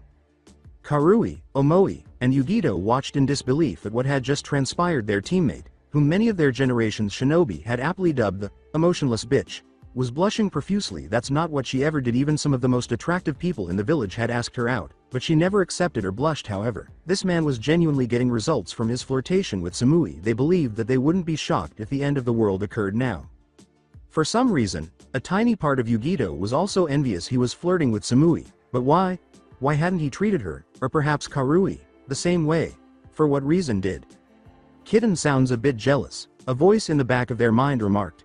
My, you don't even know him for a day and you're already interested in him. Nibi, it's not like that at all, Yugito said hesitantly. Oh, just admit it. You want his body, you want him to ravish you all night long, you want that Adonis to just take his giant sword and thrust it. Nibi, Yugito yelled in her head to stifle her inner demon once more, even though she knew that some of what she was saying was accurate but refused to acknowledge it as a kunoichi. Her pride prevented her from turning into a pervert. Her mind was frozen back with Samui. Since a kunoichi was well versed in seduction, she was aware that there had been numerous daring attempts by men to woo her, but because they had never piqued her interest, no man had ever achieved success. But the man in front of her was mysterious. In 1 minute, He displayed great skill and was very serious, but the next time, he turned into a joker. She wouldn't typically like a man like this, but there was something about him that she found particularly appealing. She pulled her hand away after finally overcoming her blush and restoring her face to its typical expression of indifference. She returned to her teammates, who were still in shock over what had just happened. They all turned to face her, but she gave them a chilly look that made them retreat. Naruto was foolishly smiling to himself happily. He thought, score, all these Kumo chicks are beautiful. Then again, I've never met an unfine Kunoichi before, so that doesn't make much sense. At that point, Naruto experienced a mental blow to the head that gave him a headache. Alright, which one of you did that? Both of us, Kit, Kurama said, growling a little. What did I do? I told you not to call them out on the Jinchuriki thing, and what do you go and do? You call them out on it? The only reason they probably haven't figured out your one was because you came up with an elaborate line of thinking, which I didn't even think you could do. Ye of little hey, I take offense to that. You were supposed to. Okay. Now I knew why you did it, but why did you hit me, Echidna? Because, Naruto-sama, you need to stop flirting so much, the green demon easily answered. Kurama was interrupted by the sound of someone getting a silly smack. She says that Naruto, but in reality she is just Yulo. Naruto returned to reality, ignoring the cries for assistance. Naruto turned to face the mayor and grinned. He remarked lightly, well, now that I've had my fun, let's get down to business. I'll need you to give me a full recount of what is happening. Kutra nodded after glancing at Naruto. Yes, of course, he answered. He poured himself a glass of sake from his tiny bar, which was located across the room. It was not particularly unusual because it occurs at least once a month or so, but it began 2 weeks ago when our miners were down in the mines and reported issues with some of the equipment that halted productivity for approximately an hour. A few employees started complaining about an odd noise they heard coming from one of the abandoned mine shafts about an hour after they started working again. My brother now, who oversees the mine, decided it would be wise to dispatch a small team to conduct an investigation. They reported seeing some odd shadows moving around down there a few minutes after they went down. And that's when it happened, Kutra said after pausing for a moment. My brother was about to order another team to go down and find them when these dark shadows and creatures with red eyes came crawling out of the shaft. My brother had them all run and radioed the crews on the outside to place some explosives on the mine entrance. He got out as many as he could before he had them detonate the explosives and seal the entrance. The miners who had gone down started screaming over the radio about something being down there and to get them out, but before they could be pulled up, the team lost radio contact. A few days after the entrance was destroyed, we heard an explosion coming from the mine one night. The demons entered the village after the entrance was blown open. They destroyed everything they came across. Those who were unable to hide were either dragged back to the mine or killed that evening. We lost more than 200 people. The next night we lost another 100, and the night after that we lost another 50. The number of casualties and disappearances continued to rise. People soon started leaving on their own initiative, and eventually we were down to the current number. Please, I know your villages hate each other, but we're desperate, Kutra said, turning to face the shinobi in the room. Please cooperate and use all available means to put an end to these demons. When Naruto looked into the desperate mayor's eyes, he saw a fire that demonstrated how much he cared for the village and that, if necessary, he would sacrifice his life to ensure its survival. This look reminded Naruto of the old man's determination to keep Konoha safe, and he would assist the man. Look, I think we know our villages have had a lot of problems with each other, Naruto said, turning to face his Kumo counterparts. But I am willing to put aside whatever problems our villages may have as of right now. Why would you want that? Karui inquired skeptically. Because, Naruto said with a smile, this village is very important to him. Pointing to Kutra, he is utterly enamored with it. I would like to assist him, and he is begging us to do so. What would you ask of us, Naruto-san? Samui asked inquisitively as she turned to face him. Seeing their shocked expressions, Naruto smiled and said, I want to work together. He also said, I want to exchange information. I tell you what I know, and you tell me what you know. We will cooperate if we ask for help from one another or if it is necessary. Omoi asserted confidently, so in other words, you're suggesting a temporary alliance of sorts. Yugito asked her teacher, but isn't that against our protocols, B-sensei? After a moment of contemplation, B approached Naruto, who was greeted by the silver-haired teenager who held out his hand. What do you say, big guy? Naruto said. Want to give it the old college try? After giving it a quick glance, B smiled and shook his hand, saying, You've got yourself a deal, little man. That's it for today. I hope you guys enjoyed this great story. See you in the next one.